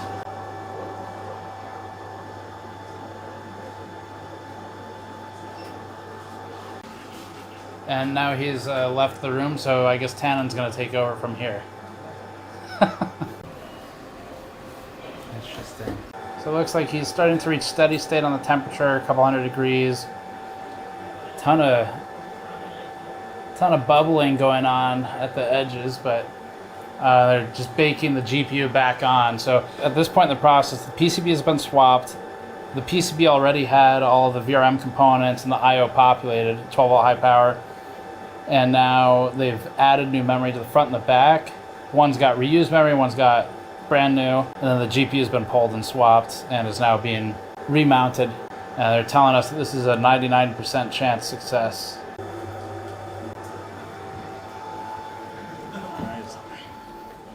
This is what Kingpin called the nervous part.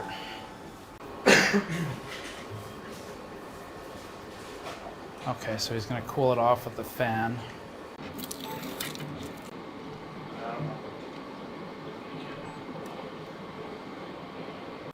Do they reuse the same cooler that they took off the old board, or do they need a new cooler now? 新的，用新的。对，装好以后要先试一下能不能亮，不能亮还要继续修呢。OK。好。所以现在测试的吗？对对，测试看能不能成功嘛。嗯。That's the cool. Snapping moment of truth. Moment of truth, yeah. So he's just gonna hold the heatsink on and see if it powers on. Cool. Okay, so now he's testing to see if it actually powers on after all that. It's got a green LED with displays up, debug up top. And he's just holding a heatsink in place because all he needs is power to see if it spits out display. We got display up top, so it is functional. Now it's just a question of everything detects. I don't know. We're lucky. He's like, usually it doesn't turn on the first time. It's a while. They know we have a train to catch. Yeah. Does he know, do the customers who buy these, do they mostly put them in servers? Yeah, it's like if the customer buys more like multiple units, then it's probably like server. Yeah. Yeah. That's why the blower fan would be better for servers because they pack them in so tight. I was just asking if they have different choices for the cooler, and then they're like, there's only one. They don't have a choice basically. 所以这个散热器你也在淘宝买的吗？这个对 OK 有卖。So next step, one of the last steps in the process, since it booted and worked now, they are pulling the protective film from the thermal pads.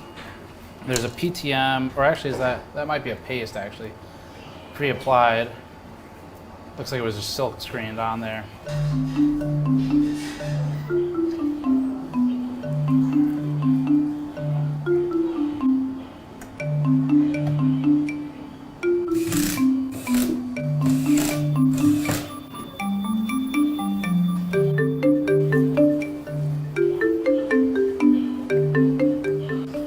Looks like it works. So within 2 hours, start to finish, we have a working 4090 48 gigabyte. At the beginning of this process, the card was working, but it had been through so many repairs that it was very likely it'd break again at some point from something they couldn't really predict. First of all, from a waste standpoint, it's just way better to figure out a way to save that card because the PCB is kind of the least valuable thing in all of that, and is also the least precious of the resources. Being able to save the silicon that's in the memory and in the actual GPU itself, that has a lot of value, but especially has value in China, where they just don't have as much supply. Even though the supply looks pretty damn good from what we saw, it's still intentionally restricted. So purely from the perspective of the people living there, not only is this better than what NVIDIA shipped to begin with, and really not that far off in price when it was at its most scalped, it's also just a good way to kind of keep the silicon in circulation even as things like MOSFETs, capacitors, or PCBs die. The silicon tends to be pretty resilient, and it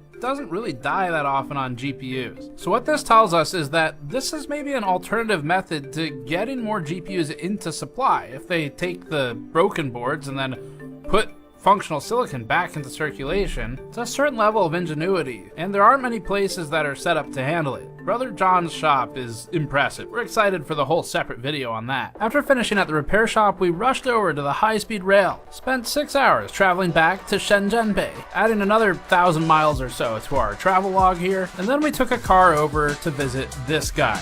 He calls himself the Chinese Eminem. Eminem in China. So me!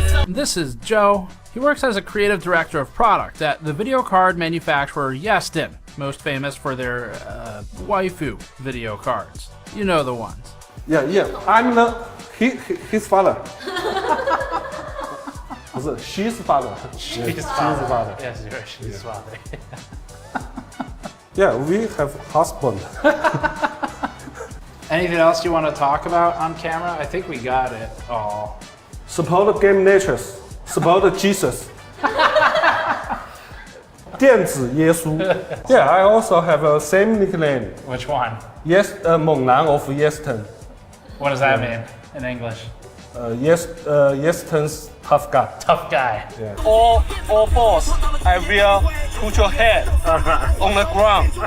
Now, Joe and Yeston were not officially contributing to the black market side of the research here, just to be clear to their own partners. Instead, they showed us around their factory. This will be a separate upload later with an actual factory tour with them, showing how the waifus are made. But in this particular video, there were a few interesting things we learned that we thought fit here pretty well. The big takeaway from the factories is that they receive their GPU supply, of course, from their partners. That would be AMD, Intel, or NVIDIA, and the memory is often packaged with it. But for the most part, everything else that they use, unless they're buying reference PCBs, all of that comes from whatever sources they want to find for their supply. We were also informed that there's very little oversight in terms of the management of the rejects at these places. They can file for refunds if, for example, a chip is bad, but if they screw up a board in their own process, like the SMT line's miscalibrated and optical inspection doesn't catch the error and they place a MOSFET on backwards and blow something up or whatever, then it's going to be on them to deal with the defect. Now, this type of thing basically never happens. All of this stuff is highly automated. The point of pointing it out, though, is that for at least the gaming class cards, which the 5090 more or less is one of, There's enough volume and NVIDIA is hands-off enough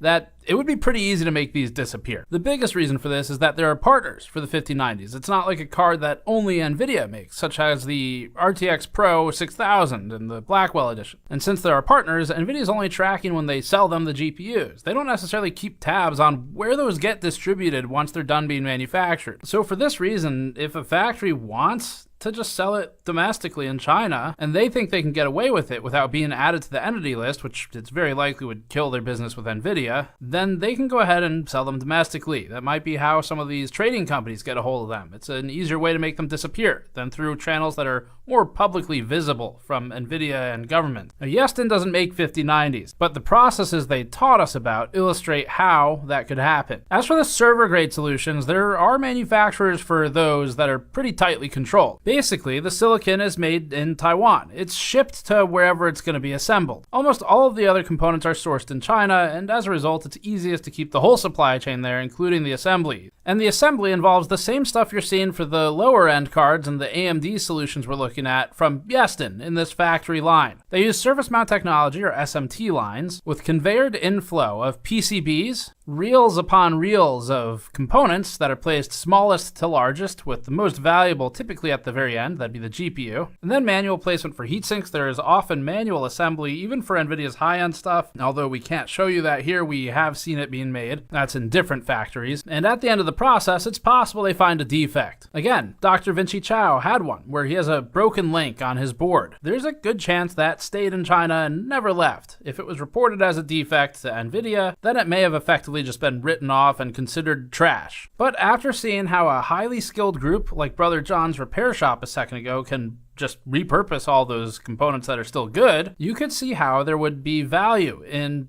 figuring out a way to make that board disappear, even if it's supposed to be in the trash. This comes back to NVIDIA's turning a blind eye, because they'd eventually notice it from the serial number popping up somewhere, but maybe they choose not to. And besides, once someone has it, especially in China, there's not a ton they can do anyway. That's a look inside the manufacturing process, which we felt was an important piece to this story. Let's move on to the next stop. My favorite place to go in the world, Taipei, Taiwan.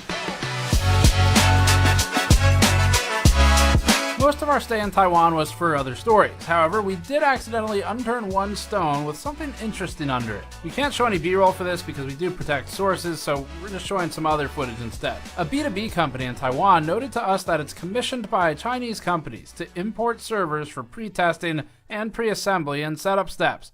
When we asked what the GPUs were that the servers ran, having just done all the rest of this, we realized that all of the hardware is export controlled. Once the B2B agency completes its testing, it ships the system out to the original buyer. Basically, they act as an intermediary to buy the machine, mark it up, and reship it to the original purchaser, maybe with actual testing. We also spoke with a company that conducts business in Singapore. The company informed us that they are also aware of similar pass-throughs for so-called testing or data services.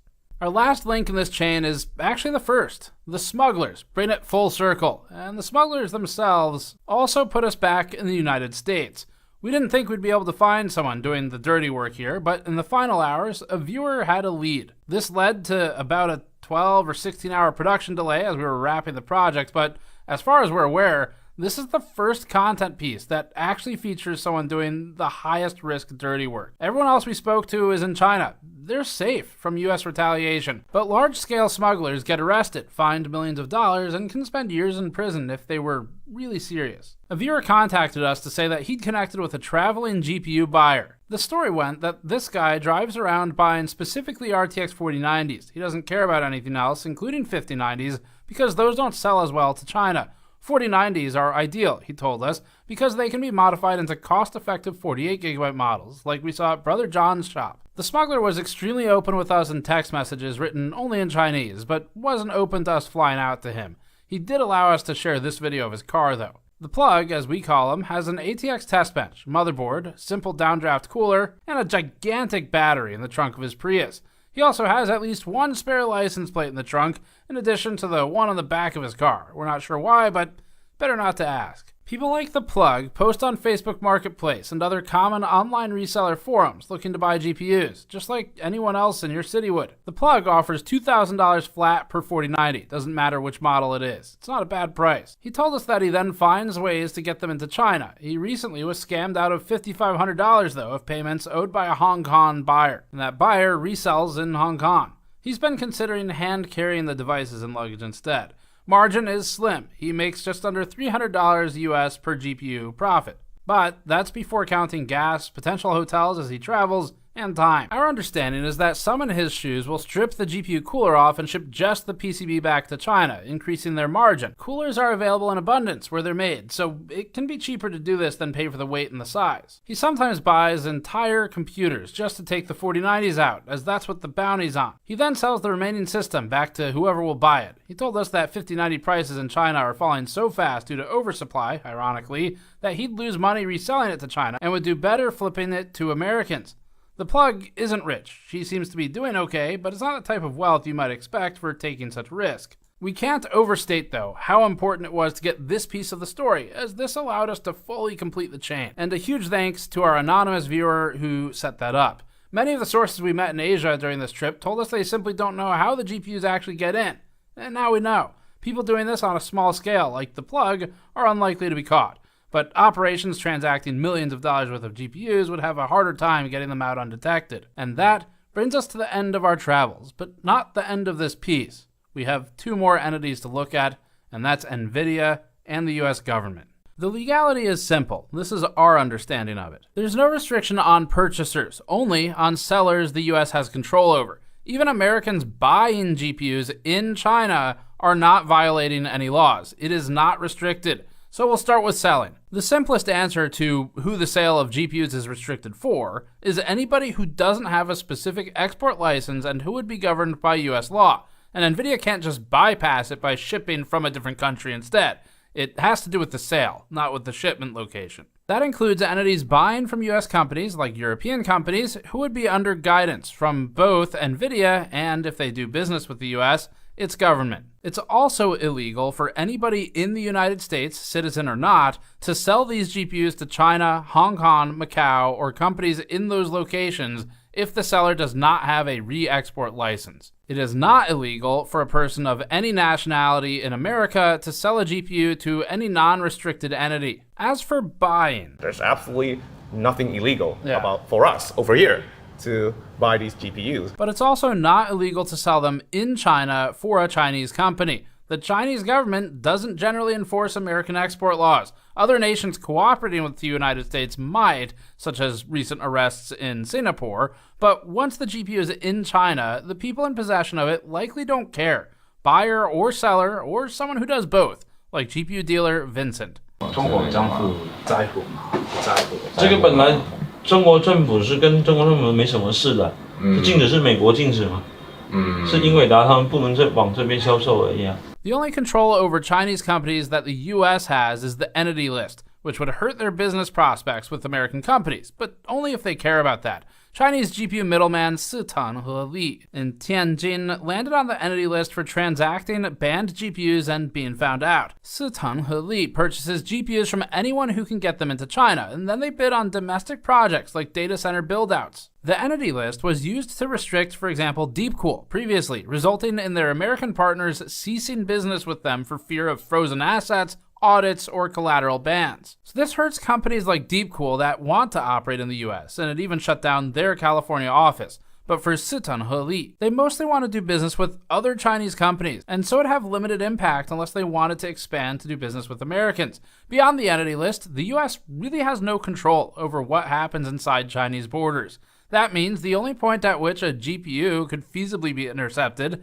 and a person arrested would be operating in the US or in transit to intermediary countries such as Singapore, which may have their own export laws. The people buying and selling them within China are not breaking any of their own government's laws, though. And so we come back to NVIDIA. At every turn, it really looks like NVIDIA is playing all sides. If there's enough money to be made, anybody is NVIDIA's friend. We think the story of AI GPUs has become a story of corruption between governments and the wealthiest company on Earth. For example, on April 30th, Amazon-backed AI startup Anthropic called on the US government to increase export control restrictions to China.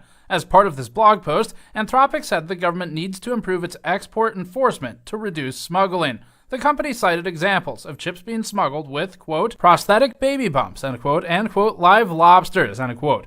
This upset NVIDIA, obviously, because NVIDIA doesn't like restrictions to making money. So NVIDIA shot back. Seemingly taking a page out of Trump's playbook, NVIDIA essentially called this fake news. Quote, American firms should focus on innovation and rise to the challenge, rather than tell tall tales that large, heavy, and sensitive electronics are somehow smuggled in, scare quotes, baby bumps, or scare quotes, alongside live lobsters, end quote. Except Anthropic isn't telling tall tales. It's right. A 2022 video that we uncovered showed a security check at Zhuhai, a port in Guangdong. It's not far from Shenzhen, wherein a woman with a prosthetic baby bump was shown to have been carrying CPUs and iPhones instead. The report made it to customs.gov.cn, stating that she arrived from Macau, a common go-between, similar to Hong Kong. This story got international attention in technical media, and we reject the possibility that NVIDIA wasn't aware of it. We found the official Chinese government posting about smuggling from Macau. Imports to most of China are taxed, and so tax evasion coupled with smuggling will increase margin on the electronics rather than sharing it with one of the two governments. If you're already breaking a US law, it seems some just go for a hat trick and increase the profits. As for the lobsters, that's real too. We unearthed this official Hong Kong customs website detailing a white van busted driving on the Zhuhai-Macau bridge, filled with 280 kilograms of undeclared live lobsters and, yes, 70 smuggled GPUs, complete with photo evidence. The Hong Kong Customs itself calls this sosi, or smuggling, and notes a maximum sentence of 7 years. NVIDIA's response to call these tall tales, then, is not only defensive, but serves to gaslight and grossly mislead, we think, and is tantamount to lying for sake of downplaying reality for its own benefit. But then, this is a common NVIDIA tactic, including its dishonest approach to reviews that we've already detailed in our opinions, and its deceptive and we think false advertising of the RTX 5070 as being equivalent to an RTX 4090. Which is provably and comically false. Another instance of NVIDIA's fake news defense was following a July 24th publication by the Financial Times, reporting that more than $1 billion of NVIDIA AI chips had been smuggled into China. In response, NVIDIA, whose blind eye is turning an awful lot lately, downplayed the issue, stating, quote, trying to cobble together data centers from smuggled products is a losing proposition, both technically and economically. Data centers require service and support, which we provide only to authorized NVIDIA products, end quote. The last part sounds like something a company selling support would say, and the first part doesn't really match NVIDIA's whole the more you buy, the more you save thing. It's only a winning proposition by all of their prior years of statements. If your only option is a useless, insufficient data center or a cobbled together sufficient data center, then a cobbled together one is still a winning proposition by comparison. It's weird for them to pretend that this isn't worth doing. It's worth like lots of money. That same day, WhiteHouse.gov posted an article titled Why to Claim for President Trump's Visionary AI Action Plan. Near the top of the post, it highlighted a sycophantic quote from Jensen Huang, which read, quote, America's unique advantage that no country could possibly have is President Trump, end quote. And we would call that sycophantic if it's about any president. On August 5th, NVIDIA got another opportunity to talk. The U.S. Department of Justice announced that it had arrested 2 people in California for smuggling, quote, tens of millions of dollars worth of sensitive microchips used in artificial intelligence applications, end quote, to China. The court documents say the shipments included the NVIDIA H100 and the NVIDIA RTX 4090. Rather than admit smuggling exists, NVIDIA downplayed the situation again and stated this time, quote, this case demonstrates that smuggling is a non-starter, end quote.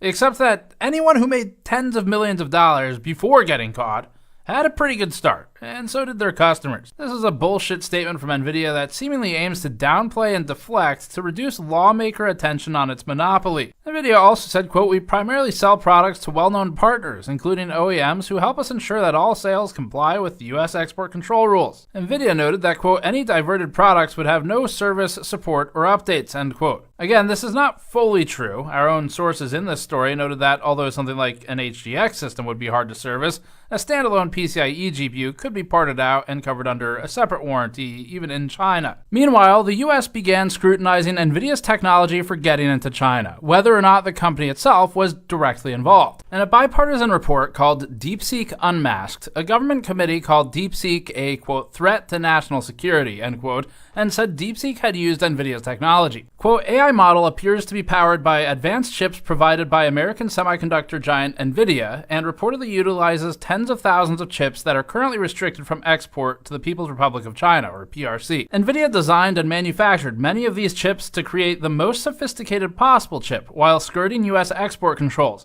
This has allowed these chips to be exported to China as the US government develops stricter restrictions. Since March 2024, it is estimated that NVIDIA has produced over 1 million chips for the Chinese market," end quote. The government also examined NVIDIA's significant revenue growth in Singapore compared to China based on SEC filings, particularly in years featuring restrictions. The government questioned, quote, "whether PRC customers are arranging for the diversion of sensitive chips that are reportedly sold through Singapore," end quote. This was stated because revenue from Singapore had grown from almost nothing since 2020 or 2021. NVIDIA has defended its sales to Singapore by stating that, quote, "customers use Singapore to centralize invoicing while our products are almost always shipped elsewhere," end quote. According to NVIDIA, shipments destined to Singapore were only 2% of the company's total revenue in 2025. But we also know that Singapore has made numerous arrests relating to GPU smuggling, so there appears to be some reason for the concerns, whether or not NVIDIA itself wants to turn a blind eye to it.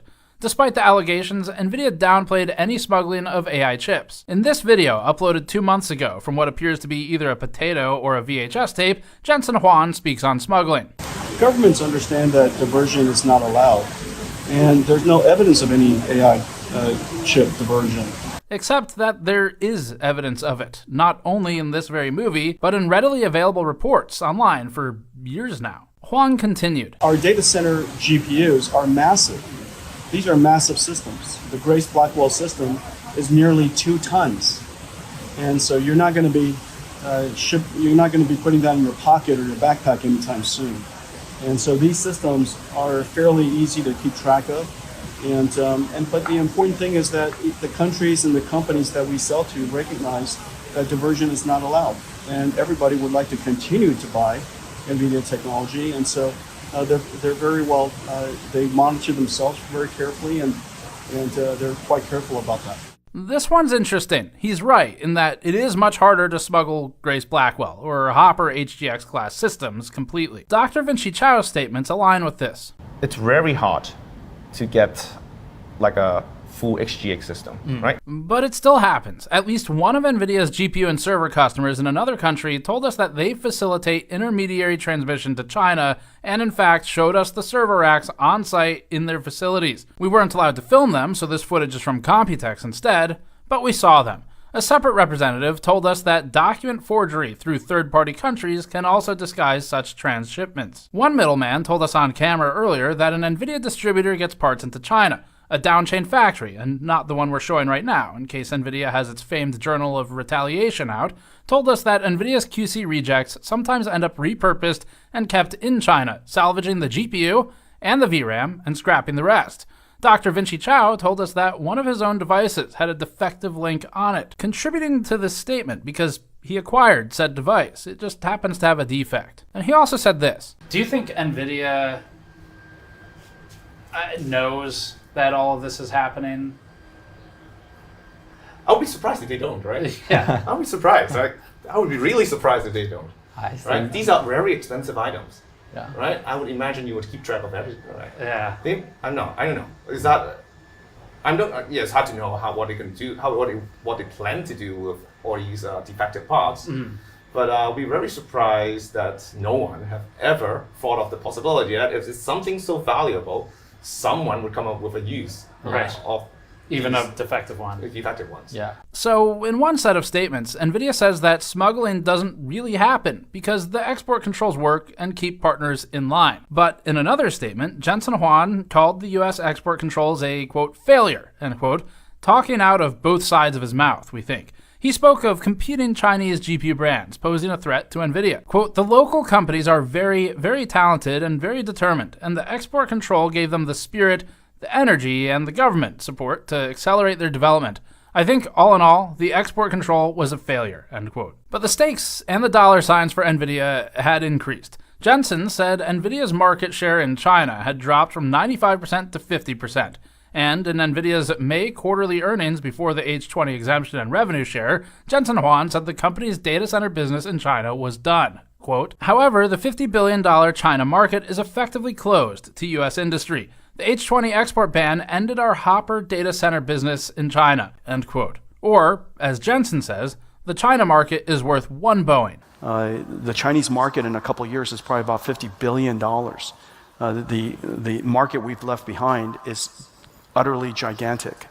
$50 billion, just so you have a feeling for that number, $50 billion is like Boeing. Probably not the best example, but okay. Let's look back at the timeline one more time for these export controls and NVIDIA. This time we'll focus on highlighting NVIDIA's side of things, which is its relentless appetite for global domination. The October 7th, 2022 Biden administration export controls had a stated goal of, quote, protecting U.S. national security and foreign policy interests, end quote, by implementing new export controls restricting China's ability to build high-end semiconductors, including for the development of supercomputers. There was an included goal of staving off the potential for China to develop, quote, nuclear weapons and other military technologies, end quote. Blocking the H100 and A100 led to NVIDIA creating an export-compliant A800 at about 70% of the speed of an A100 for the Chinese market. A year later, on October 17th, 2023, the U.S. Department of Commerce updated its export compliance and restricted NVIDIA's A800 chip as well, alongside the newer China-targeted H800. Weeks later, on December 6, 2023, NVIDIA told reporters in Singapore that it would be working on another new chip that would comply with the U.S.'s new restrictions. On July 13, 2025, which was after Donald Trump won the 2024 presidential election, but a week before he took office, the outgoing Biden administration tightened export controls by introducing national chip caps for many countries, except for 18 allies. That's the AI diffusion rule we spoke of earlier, and it would have gone into effect in May.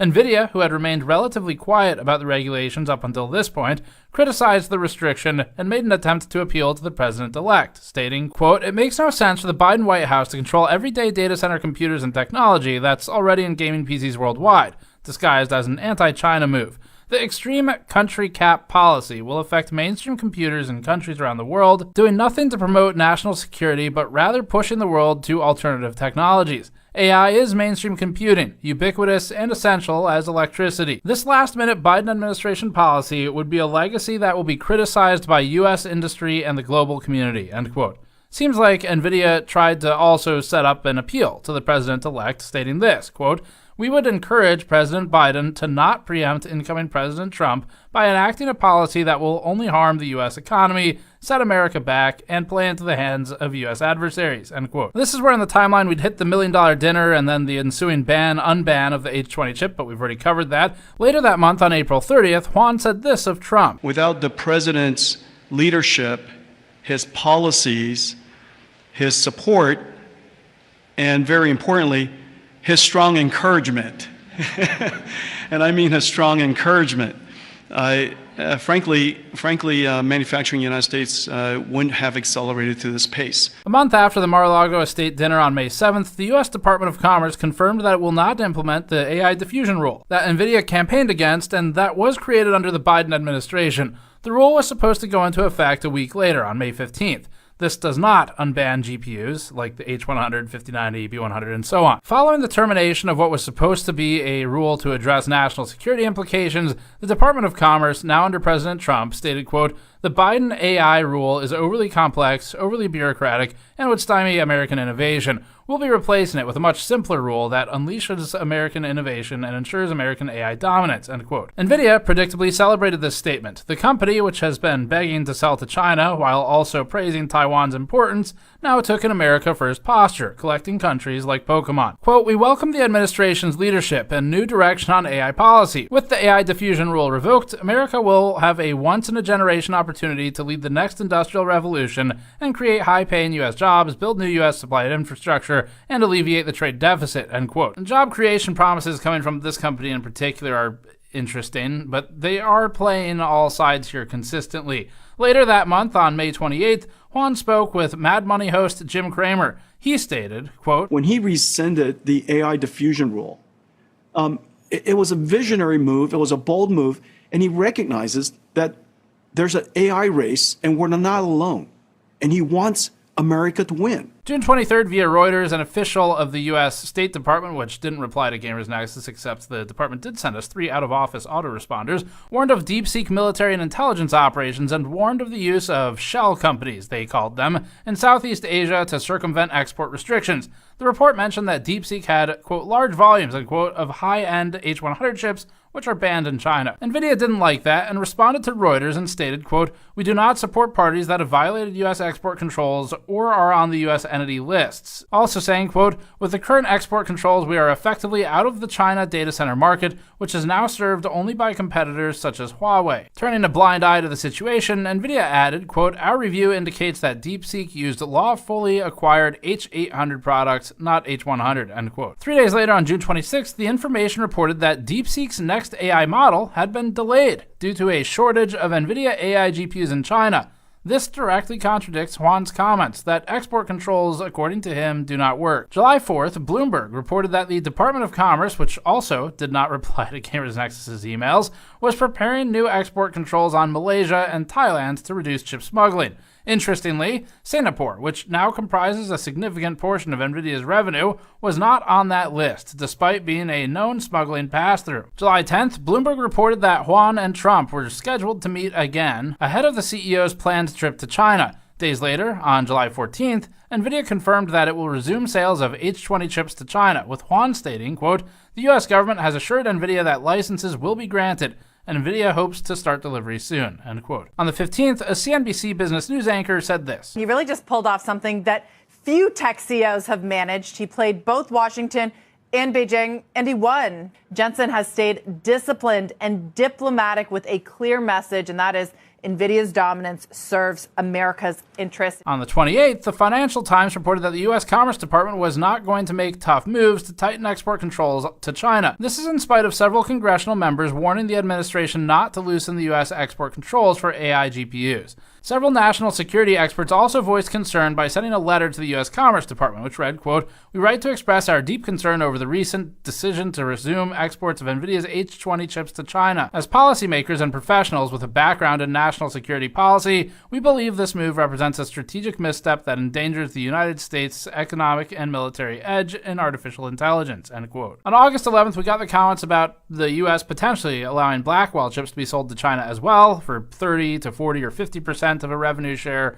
and that brings us to today. NVIDIA might have started off as a much more humble company, but it has become a savvy political player in a game that is seemingly pay to win. That seems only fitting for a gaming company to be particularly good at pay-to-win games. There's no one better equipped to play that game than actually the most valuable company by market cap in the world, now at $4 trillion, led by a man whose net worth is estimated at $148 billion. NVIDIA knows when to bite its tongue and how to effectively appeal to the ego of politicians of all parties and all countries. We think NVIDIA is playing all sides. We think it's greedy, manipulative, and carefully employs propaganda, such as its use of this fake news playbook for news which was literally reality. But we don't think NVIDIA has a particular set of beliefs beyond just making more money. We think NVIDIA will sell anybody out to make a buck. NVIDIA's in the big leagues now. It's not like the 1080 Ti days. Inside of 1 month, reportedly paying $1 million to a sitting president, after which followed the unlock of $5.5 billion of lost H20 revenue, followed next by a 15% split of that unlock going to the US government, is what raises these new questions of NVIDIA's integrity, but we've kind of already talked about that over the last year now. As for the actual black market side of things and smuggling, that was a cool story. This was like crazy exciting to work on. I loved actually being out in the field and meeting all these people. Like we set up some of it in advance, but a lot of people we met on the ground there, we were able to like actually get to the bottom of something. It's pretty cool. We've learned that common methods include factory so-called QC defects, or sometimes real ones, where they repurpose hardware that might otherwise have been written off by, especially NVIDIA, as just trash. But people with the right skills can reclaim it. We learned about the other method of hand carrying items in, like with students or actual smugglers on the ground in the US facilitating the transfer of the GPUs.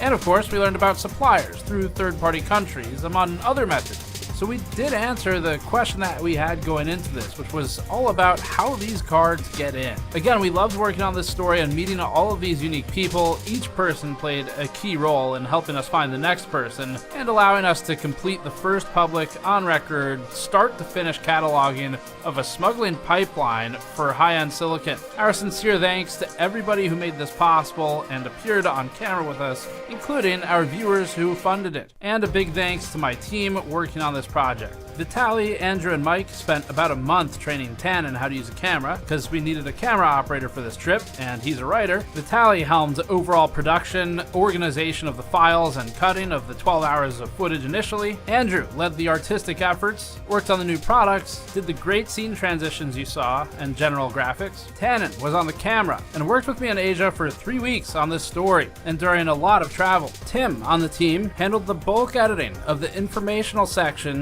and the timeline for this video. And Ben compiled hundreds of pages of research and worked directly with me throughout the process to figure out what the hell this story was gonna be. Thanks to Ryan for doing the black market logo as well, and all of the other contributions in between, like from Aaron Pauly and Matthew Kichihifi on some of the music contributions. Thanks for watching. Subscribe for more. We have more of these in the works. And go to store.gamersnexus.net to support this directly. Thank you.